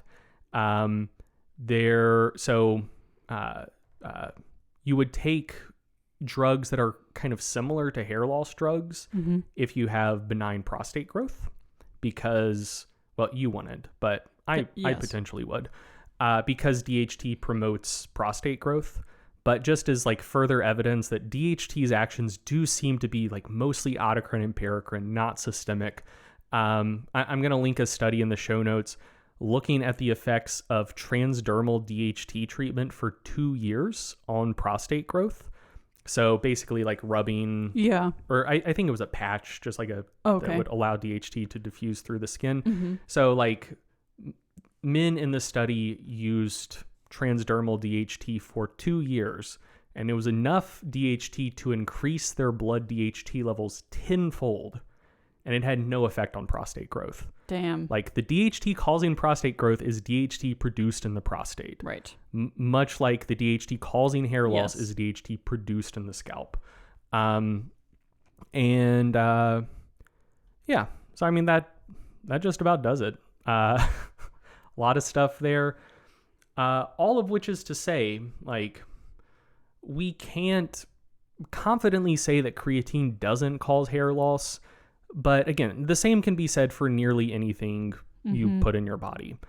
And the only study that people might point to suggest that creatine would cause hair loss, like for the 5th time, is looking at something completely irrelevant. Mm-hmm. Like serum DHT levels do not matter. Like it's not just that like, oh, the baseline was a little bit low in the creatine condition, or like, oh, it's within the normal range. Like none of that fucking matters. Like even if we did absolutely know that creatine caused an increase in blood DHT levels, that still doesn't give us reason to suspect it would cause baldness. Like we would need to see changes in scalp DHT. Mm-hmm. So it's wild though that this one study is kind of what has fueled all of this speculation about it. Oh, for sure. Like, whenever I was researching for this episode and just kind of reading around, like, there are so many articles specifically set to answer the question of, does creatine cause hair loss? Mm-hmm. Because it is such a popular question. And so I could go through a couple of those. Yeah, go for it. So, I mean, almost all the articles I read about it talk about how creatine likely does not cause hair loss. So just to give a couple examples, Men's Health has an article called "Don't Blame Creatine for Hair Loss" that says, creatine remains a perpetual target for rumors and misconceptions, among the most powerful that creatine causes hair loss. The myth stemmed from a single early study where the results have yet to be replicated. And they note that research remains ongoing, and quote Jose Antonio, who published a paper about creatine myths and is quoted in almost every single article about this. Like, he really went on the full media tour. Good for him. But he said the current body of evidence does not indicate that creatine causes hair loss or baldness. Nice. Women's Health had something similar, saying in their creatine guide, if you've heard on the grapevine that creatine could cause hair loss, fret not, it's BS. And they quote physiologist and nutrition scientist who says there's no existing literature to show that hair loss is a side effect of creatine supplementation. And a Sports Illustrated article also states that creatine supplementation doesn't cause hair loss and cites the Jose Antonio paper again. Nice. So when I was like looking through this, I was confused because, you know, so many people ask this question. So many people think that creatine does cause hair loss. But then when you actually look into it, if you look at any of these articles, even from mainstream press, like they're all saying the same thing. Mm-hmm. And obviously they're not telling the whole story like you were able to do here, but they should be assuaging people's fears, and it just seems to not be working. Yeah. I think that I don't know. I think a lot of it is just kind of like related to the general concept of loss aversion. Yeah. Like people tend to be generally risk averse, and one, I think that there's a pretty common cultural image of what like gym guys look like. Yeah. And it's oftentimes bald people. That's true. Like if you think like big muscly folks, oftentimes you're picturing just a bald no hair, person. just completely hairless. Yeah. And I think a lot of that's because of steroids. Yes. But yeah, so well, just like bodybuilding culture too. Just yeah. like you're gonna shave your body for the stage. Yeah. And so like shave your head too. Yeah. And so I think a lot of people already kind of have this idea that like something these folks are doing is causing hair loss. Yeah. And yeah, like there is this one, again, totally irrelevant study on creatine that unless you dig into the biochemistry enough, like I can see why it might make some people concerned. And then like, yeah, it's like most people don't want to lose their hair. Mm-hmm. And I think that just the suggestion that something might cause hair loss is enough that like even if you accept that the balance of evidence suggests that like it probably doesn't, or at least there's not strong reason to think it would, just the fact that idea got planted in your mind is still enough to scare people off of it and maybe repeat to other folks like, it might cause hair loss, you know? Yeah. There is actually a article about it on hims.com. We just talked about them. But they say there's no definitive scientific evidence linking hair loss and creatine supplements. But then they say the converse of that is also true. There's no definitive scientific evidence that rules out hair loss as a potential side effect of creatine supplements.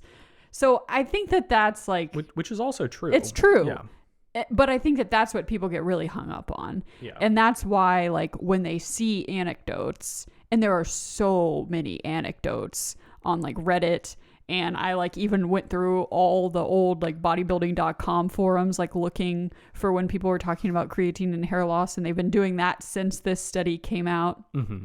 Like, a lot of people say... this has happened to me and it ruined my life, basically. And that's really, like people really take that seriously. Like they're really scared of that when they see somebody else saying it. Yeah, no, I mean, I see where they're coming from. Yeah. And the thing is like, a couple of things. One is once people have in their head that like something causes some bad outcome, mm-hmm. what they're going to want is evidence to the contrary. Right. And generally it's not sufficient to say the positive evidence to support your position is very weak. Mm-hmm. Generally they want evidence that like direct evidence that thing is not true. Yes. But in that case, like you're asking like it's much easier to demonstrate something than to like conclusively demonstrate the opposite of the thing. Yeah. Because like, yeah, if creatine caused hair loss, it would be pretty straightforward. Like it would be easy to run a study for a while and say like, oh, hey, look, people taking creatine, their hair is getting thinner. Yeah. But when it comes to like fully ruling something out, then it's a lot tougher because a similar study could find no relationship, but people might criticize the funding source or say like, it didn't run long enough, or, oh, the dosage was too low, or like any number of other things. And yeah, like, I don't know, it's a matter of burden of proof, right? Like there's not, it's just a topic where there's not much evidence, period. Right. And so like, there's not evidence to support it, but by the same token, there's not evidence to refute it. Yeah. And that just leaves a huge vacuum, and it can just be filled up with, people just speculating based on what their friends and what the bros at the gym said. For sure. And I mean, most people who experience hair loss when they start taking creatine are probably people who are going to start losing their hair anyways. Yeah. And then they just blame it on creatine because they've heard this thing and they're just kind of more tuned into it. Like maybe you weren't noticing your hair falling out in the shower, even if it was before, and now you start because you took creatine and you're afraid of it happening. Yeah, I think that's a lot of it. I think that one, it's a matter of like, a lot of people get into lifting when they're in their like early to mid 20s to maybe like early to mid 30s. Yeah. Which, if you're gonna lose your hair, that's probably around when it's gonna start. Like, some people start losing their hair in their teens, and boy howdy do I feel for them. But like, that's a small minority. You just gotta own it at that point. Yeah. Yeah. And there are also very few people who are going to lose a lot of their hair that haven't started losing any into their 50s. Like, usually if you're going to lose your hair, 20s or 30s is around when it starts. It's gonna start happening. Yeah. 20s or 30s is also around when a lot of people start getting into resistance training or getting into it enough to start taking supplements. Yeah. And also probably just kind of tuning into their bodies more too. Yeah. Yeah, because you can treat your body like a rental when you're 19, but yeah, you start getting into your late 20s, early 30s, and you're like, yeah, let's start paying attention to stuff. Yeah. Yeah. So yeah, I think that's part of it. Another thing is, yeah, like you said, I think that there's a tendency, and we talked about this on the last episode as well. There's a tendency for making assumptions about causal connections to things that are only temporally associated. And what you choose as the causal factor is largely just based on like what you've heard floating around. So like we talked about this in relation to like headaches and aspartame in the last episode, or just like any number of things in aspartame, where it's just like a lot of the shit people attribute to aspartame is probably not caused by aspartame, but you've heard somewhere that aspartame can cause this thing. You experience the thing. Aspartame didn't cause the thing, but you assume that it did. Right. And I think that's a lot of it for creatine. Like, I think a lot of people probably don't really think that creatine causes hair loss, but then, yeah, they start getting into their mid 20s, early 30s, start losing a little bit of hair, and they're like, fuck, I started losing my hair. Well, I've heard this thing about creatine. I guess that's what did it. Right. But it's also like, well, your dad and all of your uncles are bald. Yeah. So like, maybe it's not the creatine, you know? But yeah, I suspect that's a lot of it. Yeah. But again, it is also possible that it causes hair loss. Yes. But it's just simply the case that there is no direct evidence now that it does. And the study people cite about DHT is, again, irrelevant. Serum levels of DHT don't influence hair loss. Let's move on. Okay.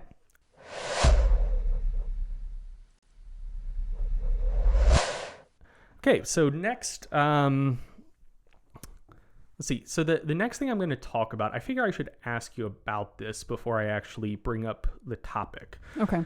So Lyndsey, have you come across people discussing or articles discussing how creatine actually works to increase muscle growth? I think this is another thing that when I read it, my brain just kind of shuts off. But I think like my understanding of what those articles are saying is that like it just provides that additional energy, which allows you to do like a couple more reps. Mm-hmm. And then just being able to do a couple more reps is what is causing the whatever muscle gain or strength gain that you're experiencing from taking creatine. Okay, so I was hoping that's what you would say. Okay, good. Because that is the common answer you'll hear. Mm-hmm. And I think that's wrong. Oh. So it does do that, but I don't think that is the actual way that it increases muscle growth. So yeah, just to expand a little bit on what you said, like when you ask people like, oh, hey, like creatine increases muscle growth, but like, how does it do that? Mm-hmm. The typical answer you'll get is what we talked about up top with the mechanism of how creatine influences performance. Basically, you take creatine, it increases your phosphocreatine levels. That gives you a route for faster ATP resynthesis, especially during high intensity exercise. So that like increases strength endurance, increases anaerobic performance a little bit. Just lets you work a little bit harder, do a few more reps. Right. And people say like, oh, hey, like that is how it allows you to increase muscle growth. It increases performance, therefore you can increase the stimulus you place on your muscles, therefore they grow more. Yeah. A secondary mechanism that you'll sometimes see discussed relates to how creatine can act as a weak buffer. So creatine can basically like soak up some hydrogen ions, which is like what directly causes acidosis, like a drop in pH in the muscle. And also when like after ATP is used, there are like inorganic phosphates kind of floating around in the muscle. And a combination of acidosis and elevated free phosphate levels seem to like directly and mechanistically reduce muscle contractility and decrease exercise performance. And since creatine can kind of soak up some of those hydrogen ions and some of those free phosphates, that should improve performance as well, specifically like anaerobic performance. What does acidosis mean? Just like your muscles are kind of acidic, the pH level is lower. Okay. So yeah, those are the two things you'll often hear discussed. And the model is essentially creatine does these things that can acutely increase exercise performance, and that increase in performance increases the stimulus. The increase in stimulus is what then allows creatine supplementation to increase muscle growth or strength gains. And like I said, I don't think that is how it works primarily. And the reason I don't think that's how it works is that there are other supplements that work the same way. So there are plenty of supplements that primarily work by increasing strength endurance. So you have like caffeine, you have citrulline malate, you have bicarbonate, you have beta alanine. You have a few others, but like those are the big ones. And those aren't the ones that are like on the top tier with creatine. Right. Yeah. Like, and they all, in terms of performance during training, have effects that are comparable in size to creatine. Okay. And it's the same types of performances that are improved. Like it's mostly high intensity performance or like strength endurance, like anaerobic performance type of stuff. And there are also longitudinal studies looking at the effects of those supplements on muscle growth, and they don't increase muscle growth. And so I don't think the effects of creatine on performance are the primary reason that creatine influences muscle growth. Okay. Like essentially, there are a couple ways you could look at it, and this is not the episode to go like way far down the rabbit hole of just like a mechanistic accounting of hypertrophy signaling. Oh my goodness. Like one easy way to think about it, I guess, is that, you know, if the most reps you can get with a particular load is say 10 reps, then in general, as you get a little bit closer to failure, the stimulus will tend to increase. If you for just some other reason, like let's say you've done some cardio and like your general endurance has increased, and now you can do 12 reps with the same load. If you but not, you know, not due to your resistance training, just like the kind of your local metabolic stuff in that muscle has improved. Yeah. if you now just stop at 10 reps, that will probably be a smaller stimulus than it would have been when 10 reps was the most you could have done. And now to get the same stimulus, you need to do those 12 reps that you're now capable of doing. Yes. And I think that with supplements that acutely increase performance, I kind of think that's what's going on. It's like you can maybe get a couple more reps, but now also to get the same stimulus for adaptation, you need to do those couple extra reps. Right. Like you now so have the capacity you're working to just do as hard either way. Right. Yeah. So yeah, I think that's kind of what's going on. But there are other like mechanisms by which creatine could influence muscle growth. So there was a review paper by Chilibek and colleagues that was published in 2017, I believe. Like everything else, it will be linked in the show notes. And figure 2 in that paper just kind of sketches out these mechanisms, and it's open access, so anyone should be able to look at this. But essentially, like, of the potential mechanisms listed in this paper by which creatine could influence muscle growth, the like direct effects on phosphocreatine and exercise capacity are only like one of the 5 things listed. And most of the other things are things that are kind of like more known to be like directly related to hypertrophy. Okay. So, for instance, creatine supplementation affects myogenic regulatory factors, such as, and this probably won't mean anything to you or most people listening, Perfect. MYF5, MyoD, myogenin, and MRF4, potentially due to its effects on IGF-1 or potentially through some other mechanism. And yeah, like you don't need to know what any of that means, but essentially what myogenic regulatory factors are things not exactly like, but similar to what I talked about with how steroid hormones work, where essentially they bind to a receptor, go to the nucleus, and directly influence gene transcription. Okay. Myogenic regulatory factors aren't exactly like that, but they're kind of like that. Like they're these little these little guys, these little hormones, these little proteins that do, through various mechanisms, influence gene transcription. Okay. And I mean, ultimately that's the name of the game when it comes to building muscle. Like people talk about like tension, metabolic stress, whatever. But like directly and most acutely, what you need something to go to the nucleus of a muscle cell and say, hey, let's transcribe this gene that says let's build more actin or myosin proteins. Right. And then that needs to go to a ribosome that will actually build those proteins, and then like that's how protein is synthesized. Like that's how size in a muscle is accrued. And so ultimately, like myogenic regulatory factors are like more directly working on that process to directly influence gene transcription in a way that promotes net anabolism. That's cool. Yeah. And so I think that's the primary thing that creatine is doing. Creatine also might decrease myostatin levels. Do you know about myostatin, Lynds? I feel like you do. I've heard that word before. I cannot give you a description of it, though.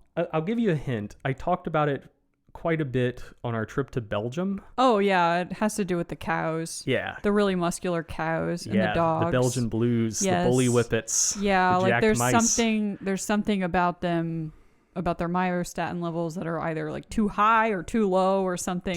Too low. Yeah. And like they just get super jacked. Like they look insane. Yeah, so if you have like no myostatin, you get dummy thick, like super jacked. Myostatin, essentially what it does is it reduces satellite cell activation. And so like one of the things that happens as muscles grow is you have these stem cells that are kind of floating around the muscle fibers called satellite cells, and they need to be activated and then proliferate and then mature, and then they donate their nuclei to the muscle, and that becomes more myonuclei. And like as fibers get bigger and bigger and bigger, they need more and more nuclei to like have sufficient transcriptional capacity is what it's called, just to like be able to tell enough ribosomes to produce enough proteins to keep the fiber the size it currently is. So yeah, like myostatin generally promotes smaller muscle fibers or like decreases in rates of growth due to slowing down that process of satellite cell activation and myonuclear accretion. And so creatine reduces myostatin levels to some extent. So that could also be a way that getting you closer to the cows. Yeah. So that could also be like, again, a more direct way that it influences muscle growth other than just like improving performance. Yeah. And then finally, creatine can also buffer free radicals, which we are not getting into redox biochemistry in this episode. That's that is good. Too big a can of worms. But essentially, like there's some level of oxidative stress that is good. There is some level that is bad. And like having a positive response to exercise, largely like a important part of it seems to be like kind of finding the happy middle ground there. Yeah. So like a great example here is like high levels of antioxidant intake or I mean, I guess inflammation's slightly different, but it's related. So like taking NSAIDs, for instance, for younger adults, that reduces muscle growth. Like it reduces oxidative stress too much, so you don't get the adaptive response you're looking for. For older adults that have higher levels of inflammation, those things might actually increase muscle growth a little bit because it'll bring it back to like a happy medium. Yeah, like they're further along that bell curve, so like bringing it back down brings you back towards the optimal levels. So yeah, like creatine's ability to buffer free radicals, it's probably not particularly relevant to how it might influence muscle growth in younger adults, but maybe in older adults.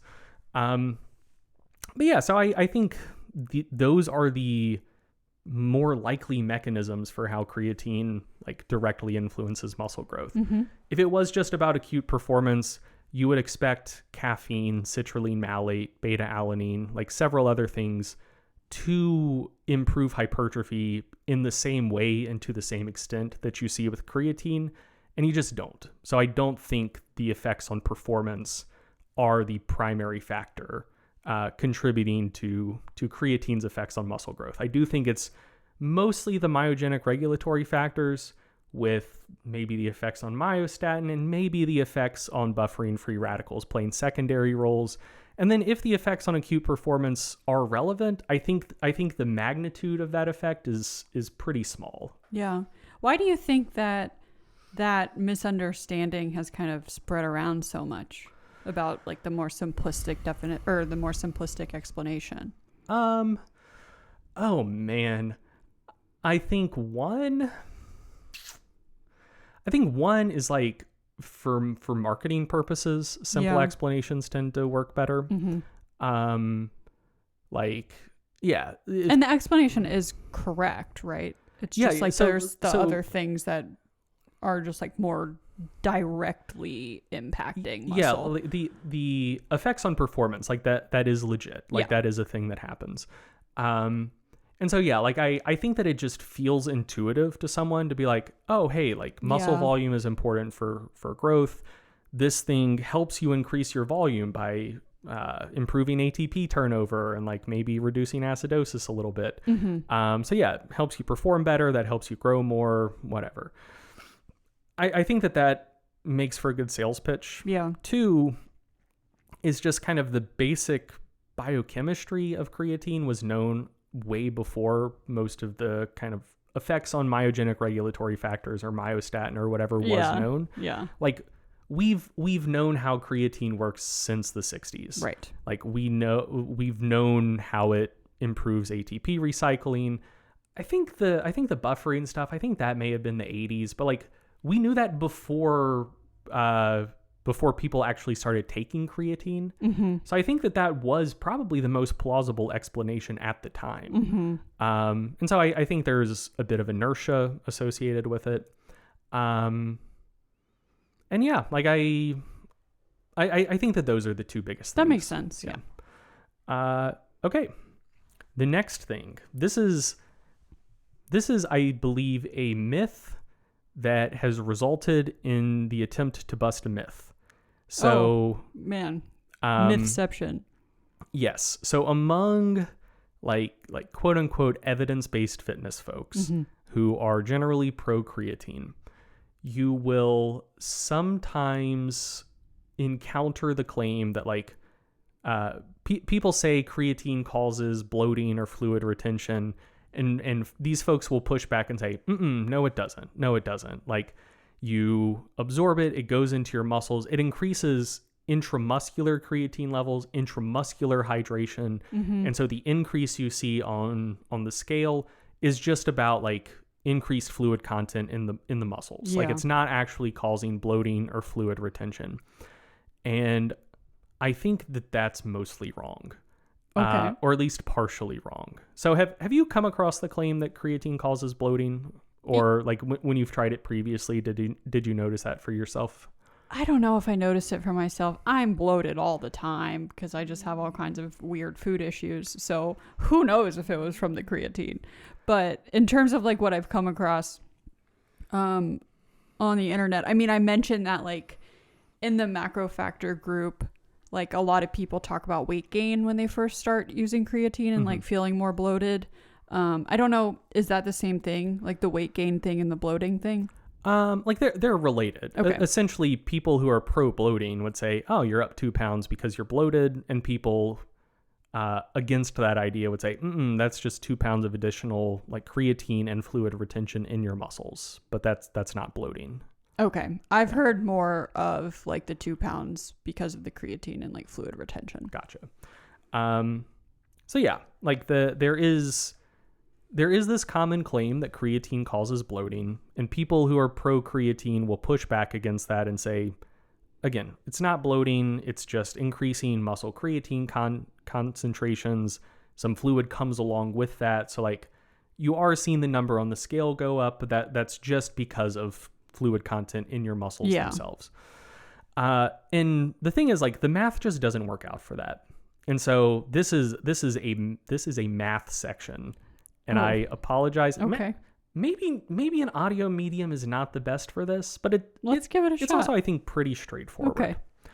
Okay, so muscle concentration of creatine in people who don't supplement with creatine is about 120 millimoles per kilogram of dry mass of the muscle. So if you take like a biopsy and dry it out and then just look at the contents of the powder, the concentration is about 120 millimoles per kilogram of dry mass. Okay. When people take creatine, like when they supplement creatine and fully saturate their muscle creatine stores, that seems to top out at a concentration of about 160 millimoles per kilogram of dry mass with supplementation. Okay, so that's the starting point. Then muscle is about 3/4 water. So when we go from dry mass to wet mass, we're essentially dividing the concentrations in the dry mass by 3. Okay. Or by 4, I mean, because the dry mass is about 1/4 of the total mass.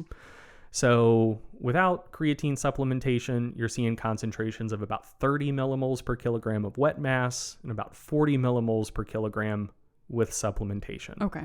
Following me so far? Difference of about 1/3 or about 10 millimoles per kilogram. All right, so now we get into everyone's favorite from high school chemistry, stoichiometry. What? Yeah, you did it. I don't remember. Like converting molar masses to like actual grams and shit. Maybe. Avogadro's number. That sounds familiar because Okay. It's fine. No one uses this in day-to-day life. This is a totally fine thing to have forgotten. Anyway, so the molar mass of creatine is that is the mass of a single creatine molecule multiplied by Avogadro's number. So like, what is that? Like 6? I don't remember. What this. is it? I think it's like 6.02. Asking me? I think it's 6.02 times 10 to the 23rd or something like that. Oh wow, yeah. Just pull that out. Just Google it. I think that's wrong, but close enough. Whatever. So when you multiply, I'm getting sidetracked. Whatever. You don't need. Here's what it looks like. Yes, 6.02 times 10 to the 23rd. Hell yeah. No one has ever said that so excitedly. I'm very proud of myself for remembering that. Anyway, You have a mental illness. I know I do. Anyway, so the molar mass of creatine is 131.13 grams per mole. So if we're looking at a change in creatine of 10 millimoles, that is 131.13 times 10 divided by 1,000, since it's millimoles, to get how many actual grams of creatine we're talking about. And it's about 1.3 grams of creatine in total per kilogram of muscle. Mm-hmm. So that is how much additional creatine per kilogram of muscle you are storing after creatine supplementation when you go from 120 to 160 millimoles per kilogram of dry mass. That seems like very little. Yeah, it's not a ton. So yeah, if you took just like 2.2 pounds of human muscle tissue pre and post creatine supplementation, you'd see about 1.5 grams of additional creatine in that 2.2 pounds of muscle. Okay, and then creatine, like a lot of things, is stored in the muscle with about 4 grams of water sticking to it. Like a gram of creatine is stored with about 4 grams of water. So that is a total increase in mass attributable to creatine of about 5.3 grams per kilogram of muscle. Or in other words, an increase in like total muscle mass directly attributable to creatine plus water of about 0.53%. Okay, so then the next step. In an untrained male, you tend to start with about 30 to 35 kilograms of skeletal muscle mass. Okay. I think people assume it's a lot higher. I think a lot of people kind of assume that skeletal muscle comprises like most of your total fat-free mass or lean mass, but it's about half in general. Mm-hmm. So yeah, if someone's like 80 kilos, like 20% body fat, about 40% of their body mass would be muscle mass. Mm-hmm. And so, yeah, that's like 30, 35 kilos for most untrained males. Okay. And so when you multiply that out, like a 0.53% increase in mass for that amount of muscle mass, you're looking at a total increase in body mass directly attributable to creatine plus water in muscle tissue of about 160 to 185 grams, which is not much at all. Mm-hmm. What would that be? Like 3.5 to like 0.35 to 0.4 pounds, something like that. Mm-hmm. Not much at all. Yeah. And so we also know creatine supplementation causes an acute increase in body mass of like 1.5%, or like around a kilo, around 2 pounds. So it's increasing body mass by about a kilo. Mm-hmm. It's increasing like muscle weight due to increases in creatine and water in the muscle of like 160 to 185 grams. Mm-hmm. So that means that only about 15 to 20% of the total weight increase when people take creatine is directly attributable to creatine uptake and associated water uptake in the muscle itself. Yeah. The other 80-85%, I don't know. What is it? I don't fucking know. But, you know, the kind of catch-all terms of like bloating or like general fluid retention, I feel like those aren't like terrible labels to put on it. Because Like, there's not another label you could put on it, it seems like. I mean, I do suspect a lot of it is just like digestive tract contents and like an increase in water in the digestive tract, because especially if you're doing a loading phase, maybe you've like fully saturated the creatine transporters in your gut. And so like you just have like extra undigested stuff and your intestines will just dilute that down with water. Maybe some of it's just like hanging out in your blood and you get like an increase in like a small increase in blood volume as a result. Maybe it's going to some other tissues. Like I I sincerely don't know how to account for the other like 85% of that mass. Interesting. But the mass that is directly attributable to creatine and water in the muscle is a pretty small minority of the total mass increases that we observe when people take creatine. Yeah. So yeah, like people who try to bust the myth that creatine causes bloating, I think they're more so the ones contributing to the myth. Like, I think creatine probably does cause a bit of bloating. Mm-hmm. Like the acute increases in body mass that are attributable to creatine supplementation are not fully attributable to increases in muscle mass. Mm-hmm. So yeah, the other 85% don't know what it is, but I think just bloating, fluid retention, terms like that are probably decent ways to describe it. Yeah. And does that kind of even out after you've been taking it for a couple weeks? Like it doesn't go away, but it flattens out. Yeah. Okay. Like if you do like a loading phase or whatever, like your body mass might increase by about 1 kilo in 3 or 4 days. And then it just kind of like stays elevated at about 1 kilo higher than it was until you stop taking creatine, and then you get a small decrease. I think it probably does also decrease a little bit. I don't really know, but yeah, whatever. Okay. Okay. The last little myth I wanted to address is actually a pretty recent myth. But before I say what it is, I just want to ask, Lynn, have you come across any information or discussion about creatine dosing? Like if I just asked you, how much creatine should people take? About what would you say? I think the number that I see is 5 grams per day. But I also know about the loading phase that a lot of people do, in which it's like significantly higher. Yeah. I don't know what that number usually is. I mean, we've been talking about it, so it's like 20, 25 probably. Yeah. And then the most recent time that I saw somebody talking about a much higher dose was on the Instagram post that we had for your creatine research spotlight a couple weeks ago. And somebody was saying that they take a much, much higher dose specifically for the mental benefits, like the brain effects that you can get from taking creatine, which I know nothing about. But I think that if somebody's doing that, then they might take like 20 grams per day on an ongoing basis. Yeah. Have you seen people promoting like kind of maintenance doses exceeding 5 grams for like muscle effects? I don't think so. Okay. Well, that's good. That's good. So yeah, you're correct that people do take more than 5. So first, you're correct that kind of the typical recommendation is about 5 grams a day.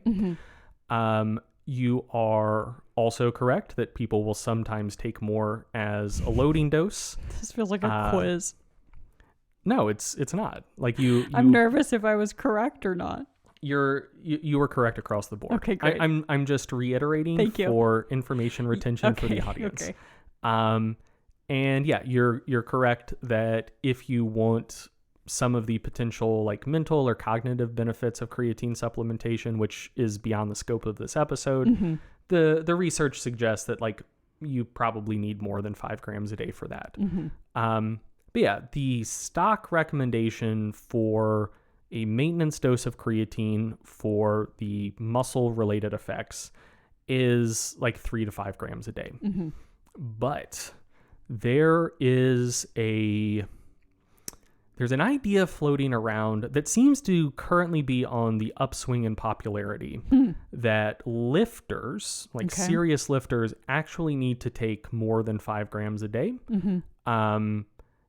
And that most people are underdosing creatine, and that if you're not noticing the effects of the creatine you're taking, it's because you're too jacked, because you're a serious lifter and you need to take more. Oh my God. So to start with, like, if you're not noticing effects of creatine supplementation, it's especially if you're an omnivore, or since these fucking people exist now, carnivores. It's probably just because you're getting like a supplemental amount of creatine just from the food you're eating. Like most of the creatine in the human diet comes from meat consumption. So like the average person, like the average omnivore, consumes like 1.5 grams of creatine a day just from the meat they consume. If you have like a protein target that's like 2-3 times higher than what the typical person is aiming for, because you're a serious lifter and you're getting most of that from animal products, it's very possible that you're already consuming 3 to 5 grams of creatine a day just from the meat you're eating. Yeah. And so then, yeah, like you might already have muscle creatine stores that are like 160 millimoles per kilogram of dry weight. Right. So it's like supplemental creatine's not going to do anything. Yeah. But the idea that most lifters are underdosing comes from the fact, and like this is fairly understandable, that like a lot of the early research on creatine dosing was performed on untrained subjects who are less muscular than serious lifters, and you're trying to increase muscle creatine levels. So if someone has 50% more muscle mass, theoretically and practically, like this is probably true, they probably would need to consume about 50% more protein than the person with way less muscle. But what I think a lot of people don't realize is the common kind of stock recommendation of 5 grams a day is already a better safe than sorry recommendation. That is already comfortably more than most people actually need. Like 2 to 3 grams a day is probably sufficient for the vast majority of people, including a lot of lifters. So I think what's currently driving the present surge in this is there was a recent episode of the Huberman Lab podcast where where Andrew Huberman said he uses 10 grams a day for the muscle effects, I believe, like not specifically for the cognitive effects. Which like 10 grams a day for cognitive effects, that would probably be a little underdosed. But he's like, yeah, like I'm a serious lifter, I'm jacked, need more creatine, 10 grams a day. A lot of people take his recommendation seriously, so that seems to be the thing like driving the current surge and interest in higher creatine doses. That makes sense. This is something that kind of ebbs and flows. Like I've, in my time kind of consuming fitness content, I've seen multiple waves of people being interested in consuming more creatine, saying like, 5 grams might be too little for serious lifters. So I assume this will be evergreen. Like this, once the wave from the Huberman episode subsides, like this will come back in a couple years. Yeah. Like it always does. That makes sense. Yeah. So yeah, let's talk about where the kind of like dosing information for creatine comes from and how we can be fairly confident that 5 grams a day is already more than sufficient for almost everybody. Okay. So there was a lot of like older research on creatine dosing, but probably the best and most relevant for our discussion here is a classic 1996 paper from Holtman and colleagues. Nice. Published in the prestigious Journal of Applied Physiology.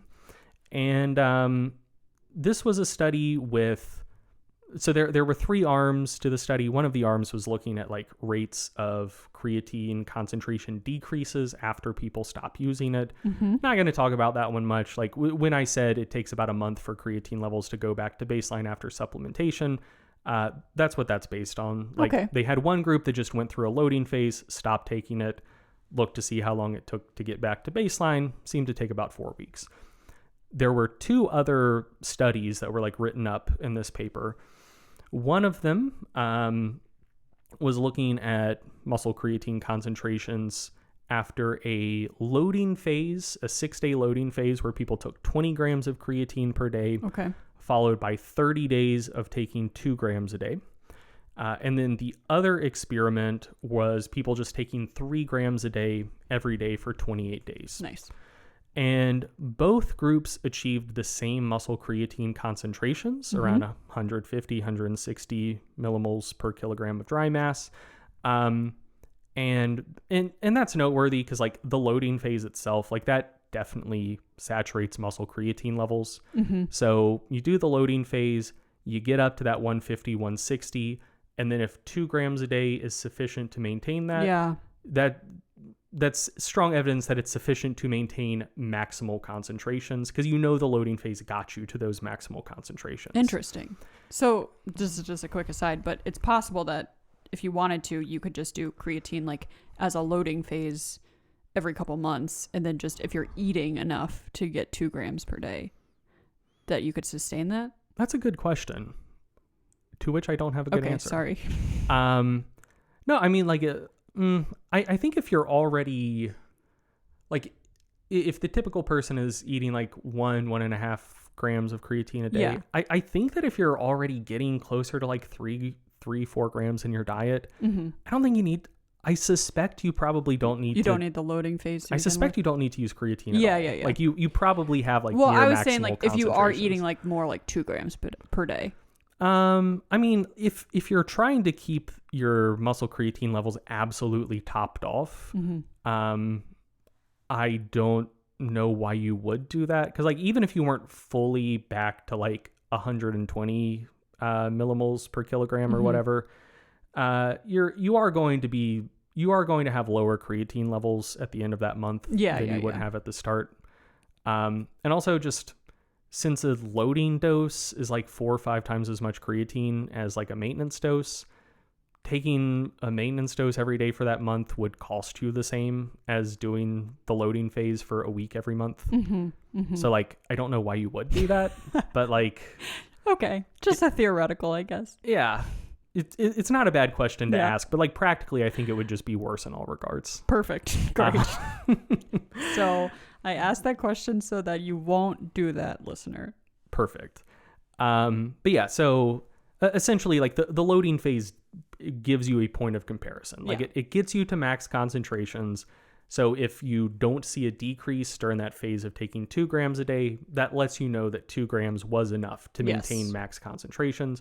And then with comparison to the other group as well, the group just taking 3 grams a day without a loading phase, they got up to the same muscle creatine concentrations as the group that did the loading phase, which again is pretty strong evidence that the 3 grams a day was sufficient to achieve maximum muscle creatine levels. How long did it take for them to match? They were pretty close after 21 days, Okay. and they were there at 28. Okay. Yeah. So yeah, both of those strategies led to the same maximum muscle creatine concentrations, and the 2 grams a day was sufficient to sustain the creatine levels. And so these were not totally untrained subjects, but they were, I believe the authors noted that like here's the direct quote. All subjects undertook some form of regular exercise, but none was highly trained. So these weren't like super serious lifters, but like 2 to 3 grams did seem like about enough for them. Okay. The average body mass in the loading phase, followed by 2 grams maintenance group, was about 85 kilos. It was about 75 kilos for just the straight 3 gram a day group. And so the 2 gram a day maintenance dose in the first group worked out to about 0.023 grams per kilogram of body mass. And for the 3 gram a day group, that worked out to about 0.039 grams per kilogram. And so like one of the criticisms you'll see from people saying, you need to take way more creatine is they'll say like the 5 gram a day recommendation isn't scaled to body mass. But a recommendation you'll frequently see in the research is actually scaled to body mass. And it's largely based on this paper, and it's just 0.03 grams per kilogram. Because that's like in between kind of the what we knew to be the sufficient maintenance dose in the one group and what we knew to be a dose that led to maximum concentrations in the other group. So yeah, like 0.03 grams per kilogram is already a body weight scaled recommendation that you'll frequently see. And so, yeah, if you're like an untrained person who's like 70 kilos, that's like 154 pounds, 0.03 grams per kilogram would mean that about 2.1 grams of creatine per day should be sufficient to maximize muscle creatine levels and maintain that maximum concentration. If you're like 100 kilos, like 220, 3 grams a day should be plenty. If you're like 150 kilos, like 330 pounds, 4.5 grams a day should be plenty. Yeah. So that 5 gram recommendation is like, that's already, that's enough. yeah, like that's an extremely better safe than sorry recommendation already.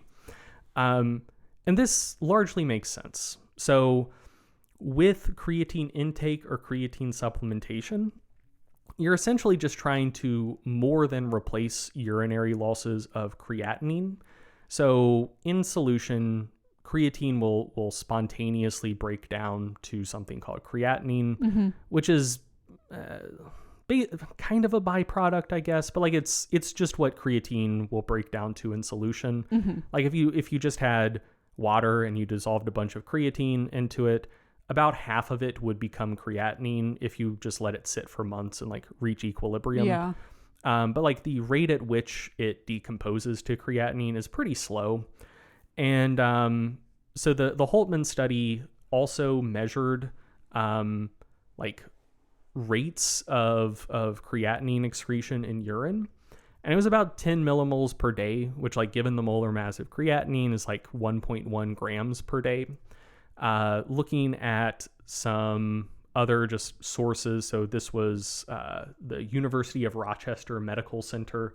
They say that the typical rate of creatinine excretion in urine is about 0.8 to 1.8 grams per day in men and about 0.6 to 1.6 grams per day in women.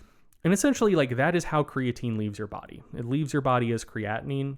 And so if your total creatine intake exceeds creatinine excretion, you should have a net accretion of creatine. Like you should be maximizing muscle creatine levels with like a bit of an adjustment. So like the molar mass of creatine is like a little bit heavier than creatinine. So like your creatine intake does need to be a little bit higher than your creatinine excretion. But essentially like, yeah, somewhere in the neighborhood of like 2 grams a day of creatine intake should be sufficient to exceed creatinine excretion.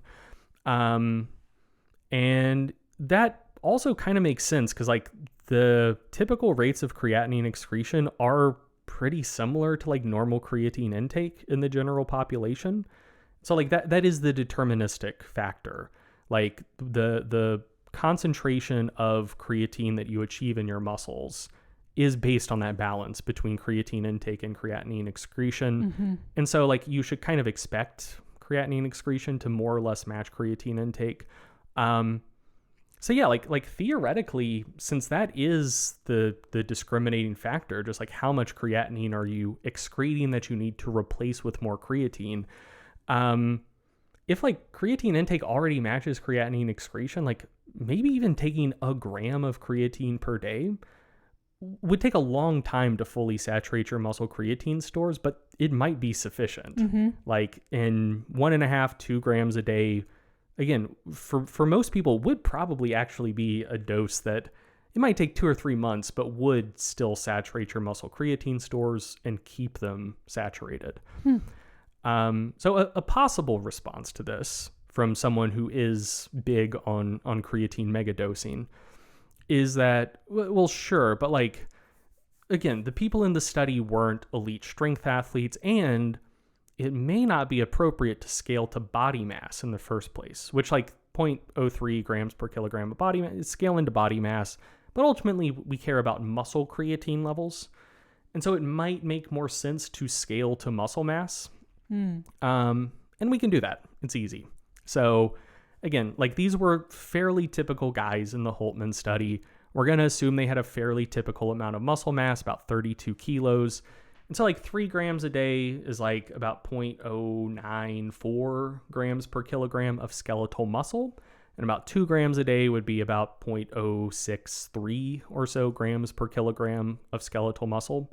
So like let's use those as our baselines and try to figure out, if that's kind of the dosing window we're looking at, how much creatine would outrageously jacked people need to consume if we're scaling to muscle mass. Yeah. And so there's an ideal place to look for this. So there was a really cool 2018 paper by Abe and colleagues. The title was Skeletal Muscle Mass in Human Athletes. What is the Upper Limit? where essentially they recruited 95 extremely muscular athletes, Nice. including 43 American football players, 18 powerlifters, 28 sumo wrestlers, and 6 shot putters.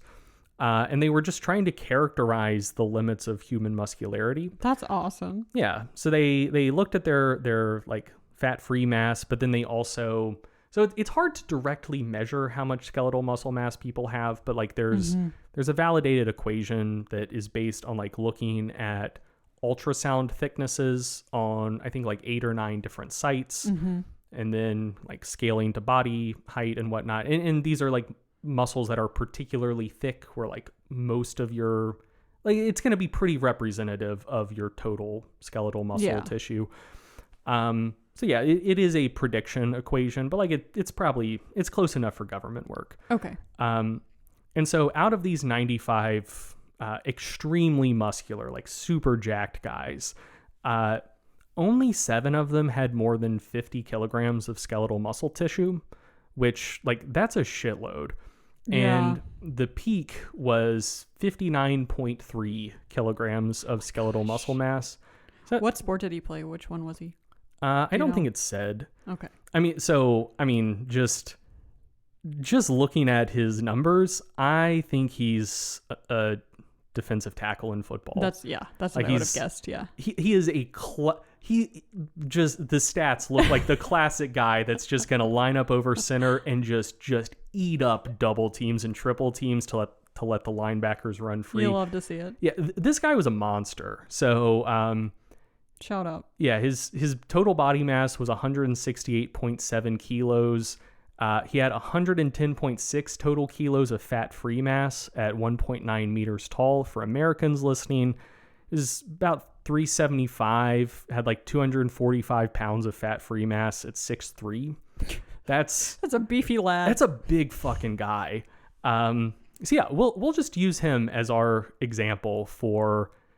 If we take the numbers from the Holtman study and scale to skeletal muscle mass, how much would this guy need to consume to maximize muscle creatine concentrations? And so, like, just rounding up, saying, like, he's got about 60 kilos of muscle mass, using the 2 gram point of reference from the Holtman study, about 0.0625 grams per kilo of skeletal muscle, that would work out to about 3.75 grams for this guy who's a fucking monster. And using 3 grams as that point of comparison, which worked out to about 0.09375 grams per kilogram, for again, this absolute tank, that would be like 5.625 grams. So yeah, like... Damn.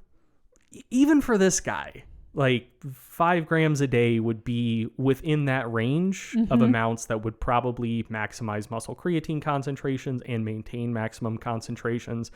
But if this one guy wanted to take a better safe than sorry dose of creatine, maybe he could bump it up to 6 grams. But like, if you're not built like a professional football player, like offensive, defensive lineman, or a professional sumo wrestler, trust me, 5 grams a day is plenty. Yeah. Like that is already the better safe than sorry dose. Nice. That's a great illustration. Thank you. I do my best. All right. So that does it for the pre-prepared material I have. Is there anything else you want to bring up or discuss? No. All right, let's get into the questions. Let's do it. So we have 3 questions that are also related to creatine that came in to the inbox. Again, if you'd like to ask a question for us to answer on the show, send it to podcast@strongerbyscience.com. Record a voice clip, max 60 seconds, and we'll listen to all of them and respond to the ones that we like. So yeah, let's listen to the first question. Hi, Greg and Lyndsey. Love the new podcast format.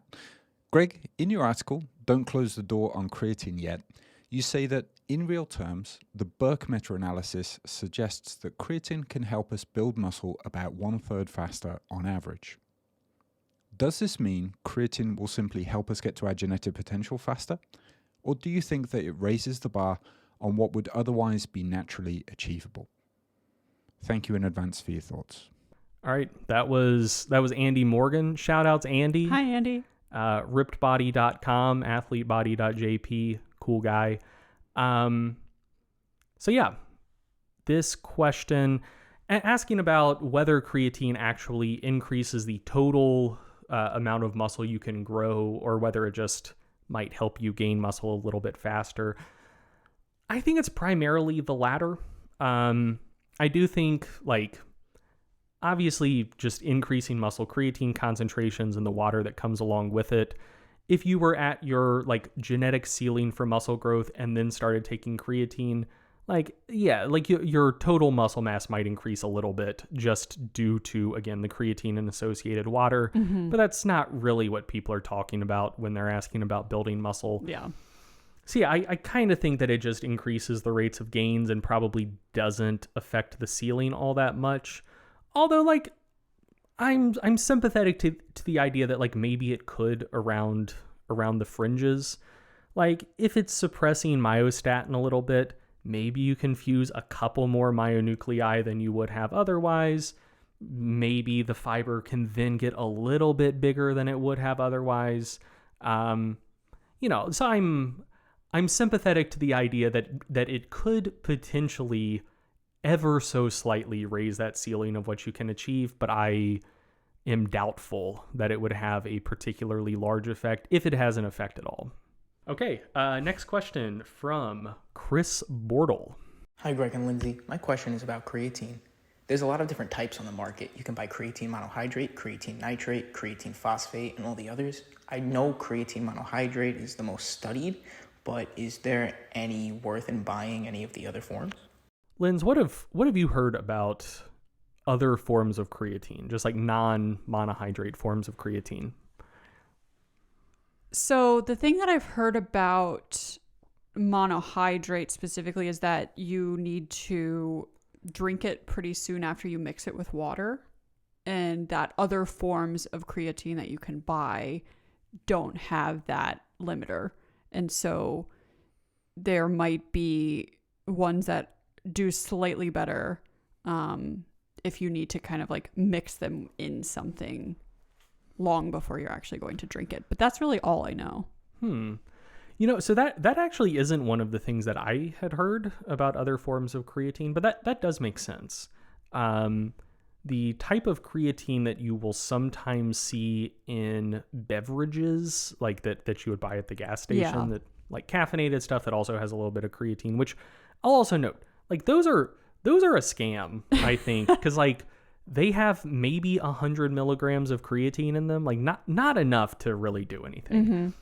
But the version of creatine that you'll sometimes see in them is Crealkaline, which I assume means that it's creatine bounded to something that would like make the solution slightly more alkaline. And so, yeah, creatine does break down to creatinine in solution, and the rate at which that reaction occurs is dependent on temperature and pH. So if something is cold and in a basic environment, so like the opposite of acidic, the rate of creatine breakdown to creatinine will be slower. And if it's hotter or in a more acidic environment, the rate will be faster. So yeah, like if you're just mixing it in water, I don't have the references in front of me right now, but like I think you can leave creatine in water at room temperature for like several hours, and like some breakdown will occur, but like in excess of 90% of the creatine will still be in there. But yeah, like if you mixed it in something acidic like orange juice or coffee, like you would need to drink it right away. Okay. Or like if you wanted to leave it for like days and days at a time. Yeah. So yeah, that does kind of make sense. And like I mean, that's something that I read somewhere, but I don't know where, so it could be wrong. It may have been some sales copy. But yeah, so like that makes a little bit of sense. Like a creatine that is bound to something that it would dissociate from in solution, and the thing itself would be kind of basic to reduce rates of creatine breakdown. Like I can see that.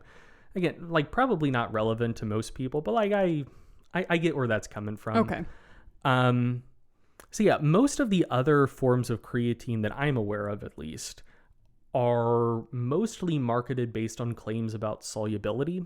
So creatine, I believe, needs to dissolve into solution for it to be absorbed. And also, if it doesn't go into solution, it's more likely to cause like GI distress. Oh, yeah. And So you tummy can't like upset. dry scoop it like some people like to do. I mean, I dry scoop it. Here's Okay. Here's the thing. Like, I dry scoop it and then swish it around in my mouth with liquid. Like, there's some mechanical agitation there, and also like, I think that a lot of the concern about that is a little overblown, because the thing is, it gets into your small intestine.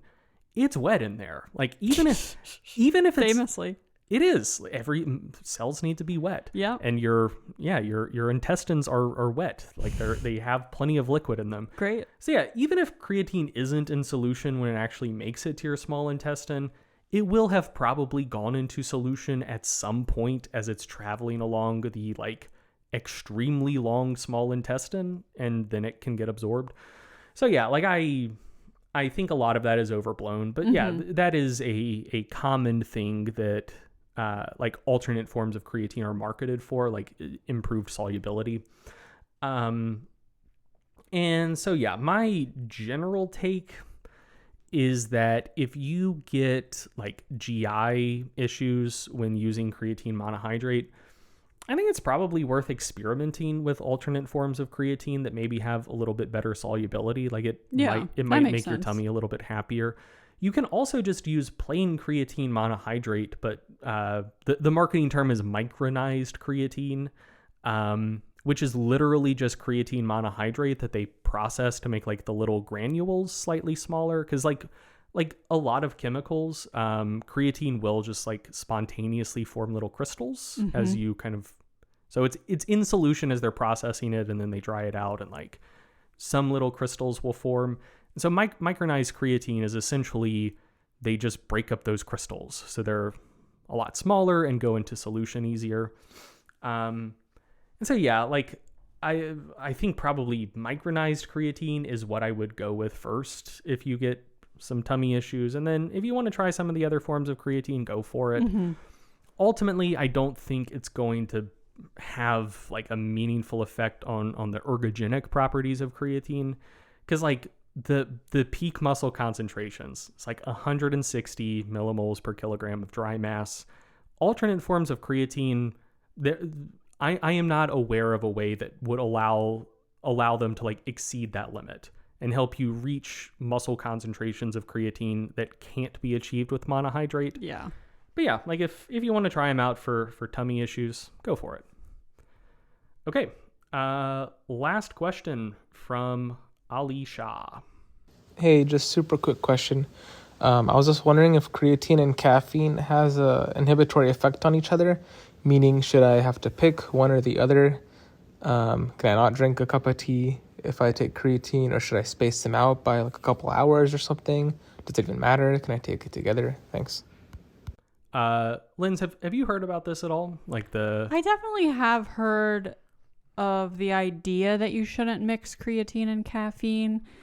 And I think that the reason that I've heard you shouldn't do that is that it can increase the likelihood of gastrointestinal issues. But I don't know much about it. Yeah.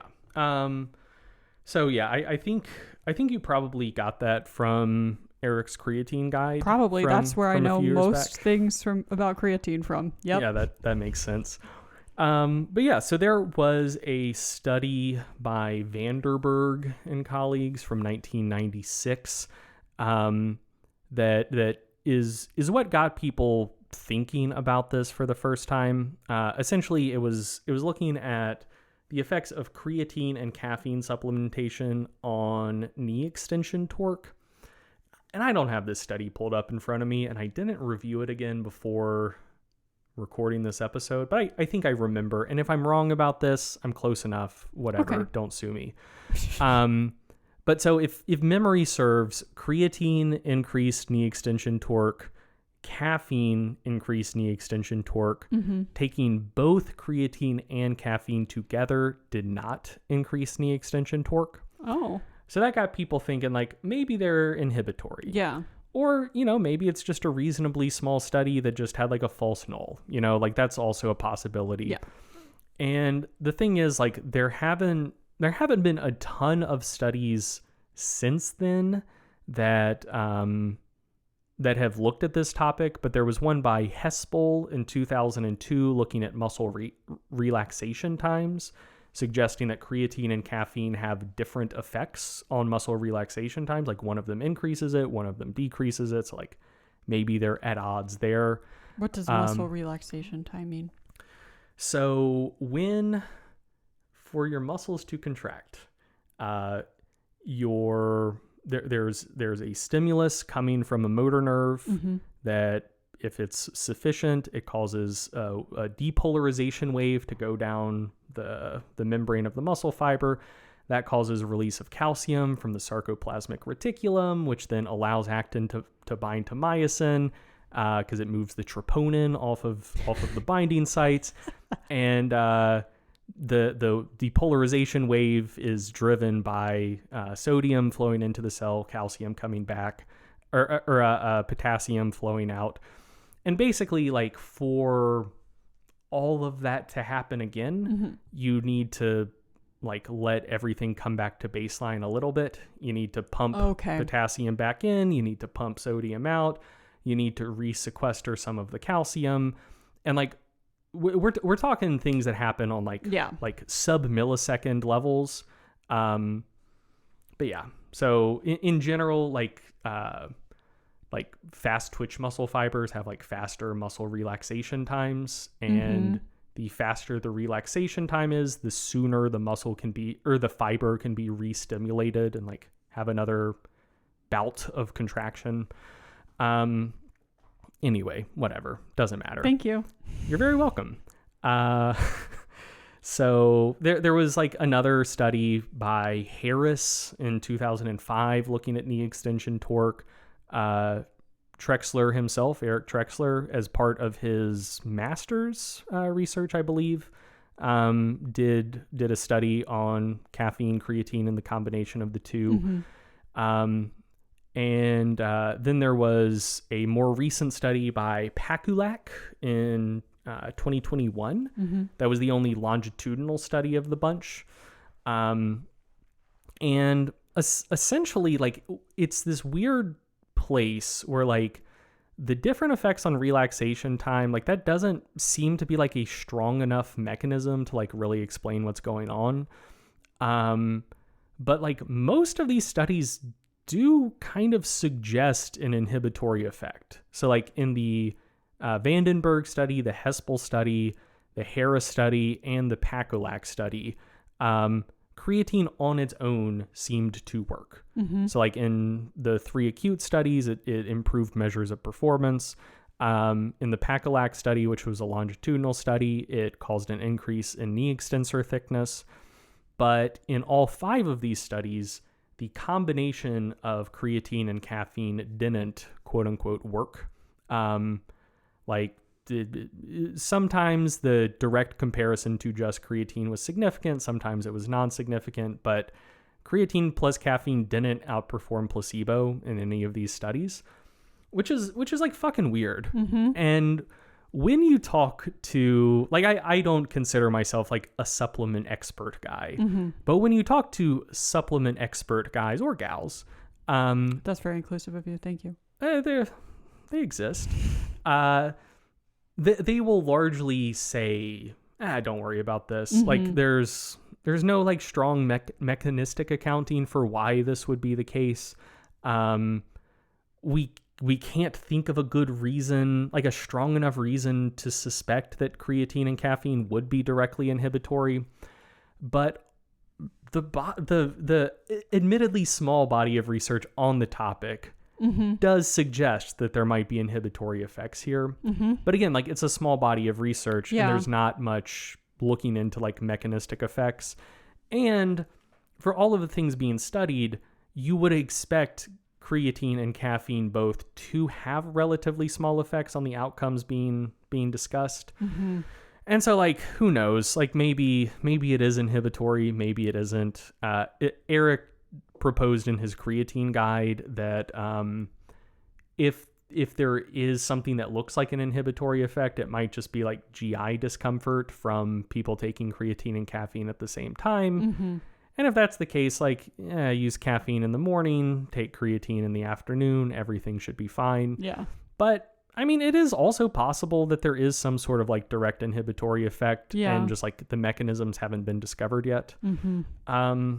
Just a quick thing about like figuring out dosing. You don't need to take creatine like right before a workout for it to be effective for the workout, right? Like it's just kind of getting it into your system.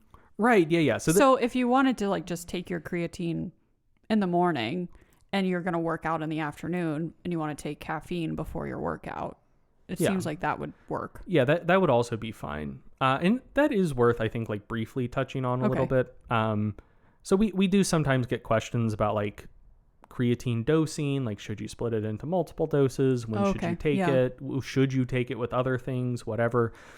And for for the most part, it doesn't really matter, but it could matter to you if you're trying to do everything like quote unquote optimally. So ultimately, yeah, it's what you're getting at. Like you're just trying to fully saturate your muscle creatine levels. Yeah. And when you do that, you're good. Like the whether or not you have like a fresh batch of creatine in your system is irrelevant. Yeah. Like you reach that point of saturation, you're good to go. When you take creatine will influence that a little bit. So creatine uptake into the muscle is a little bit greater after a workout than it would be at other times in the day. So like that, again, like that doesn't matter. Like if for most people, most of the time, if you've been taking it for months and you already have saturated muscle creatine levels, whether you take it after a workout or at any other point in time is completely irrelevant to you. And if you're just starting to take creatine and you're trying to like saturate your muscle creatine levels, taking it after a workout might mean that you reach like saturation at 3.5 weeks instead of 4. Like and again, if you're going to be taking it for months to years, which you should, like it's good for you. Yeah. If you're going to be taking it for months to years, like taking 3 extra days to reach full saturation, irrelevant. But like technically, sure, if you're just starting to take it, after a workout is the best time to take it. But again, don't fucking worry about that. And then second thing is similar with it's a similar type of deal for taking creatine with other stuff.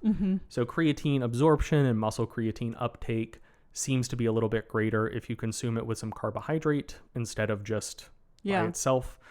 And those two things are probably related as well. Like both like exercise kind of primes muscles to just absorb nutrients, and consuming some carbohydrate, you get like insulin effects, kind of prime cells to absorb stuff.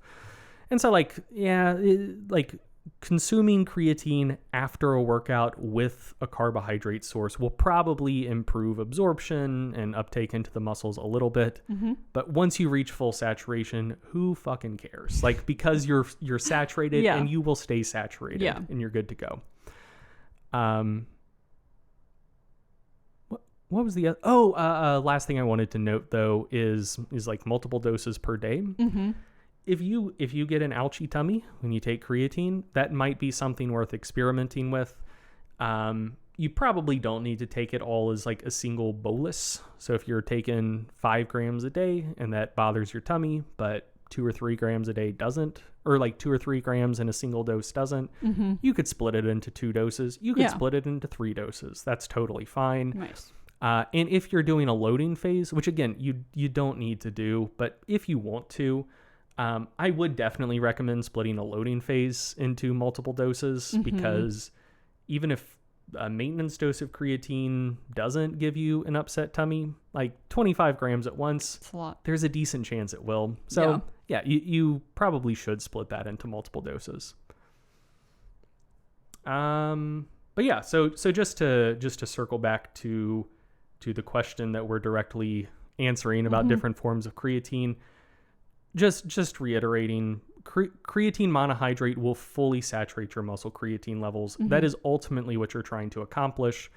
Alternate forms of creatine, as far as we know, don't let you achieve higher levels of total creatine concentrations than you can get with just monohydrate. But some of them might dissolve a little bit better. And so if you don't mind the extra cost, because like all of them are more expensive than monohydrate. If you don't mind the extra cost and the GI effects of monohydrate are too severe for you and you don't want to split the monohydrate up into multiple doses and you don't just want to take micronized monohydrate, you can experiment with the other kinds of creatine, but like I'm like weakly anti other forms of creatine because I do think the like literal cost outweighs the benefits because they do cost more, and the benefits, if they exist, I think are probably trivial and can probably just be avoided by taking either micronized monohydrate or monohydrate split into multiple doses. Mm-hmm. I think that's good to note. That was the prior question. The question we were on was creatine and caffeine. Oh, you're right. Yeah, that's okay. I mean, I think lost where I was at. That was a great summary for the last question. Do you want to give a creatine and caffeine summary, or do you feel like we've covered that? Creatine and caffeine summary is basically like there's not a great reason to think they would be inhibitory except for all of the research. But there's also not enough research to be like super confident about it. Yeah. So I think it's one of those things where it's like, if you wanted to be like extremely better safe than sorry about it and say, hey, I'm going to choose whether I'm taking caffeine or creatine, but not both, I would not begrudge you that.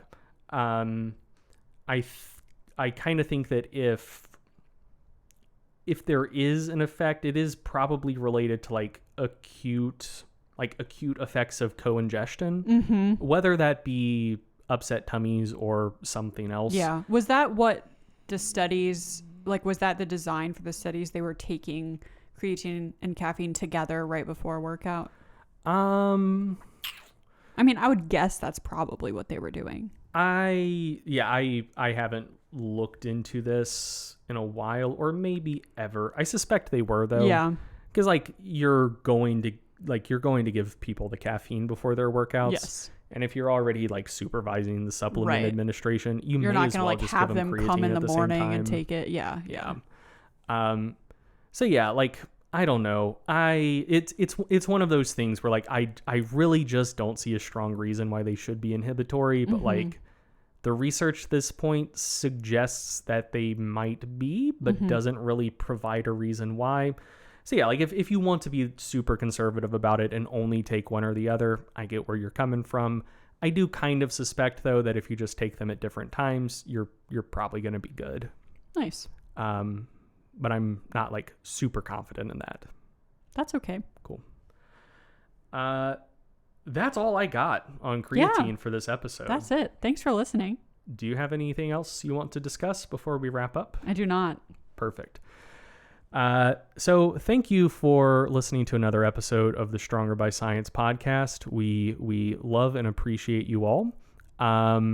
Once again, if you like the show, like and rate it wherever you listen to podcasts. It does help the show a lot. And if you would like your questions to be answered on a future episode, send us those voice clips, 60 seconds or less, to podcast@strongerbyscience.com. And until next week, hope you have a good one. 2 weeks. Until 2 weeks from now, hope you have a good one. Have a great fortnight. Yes.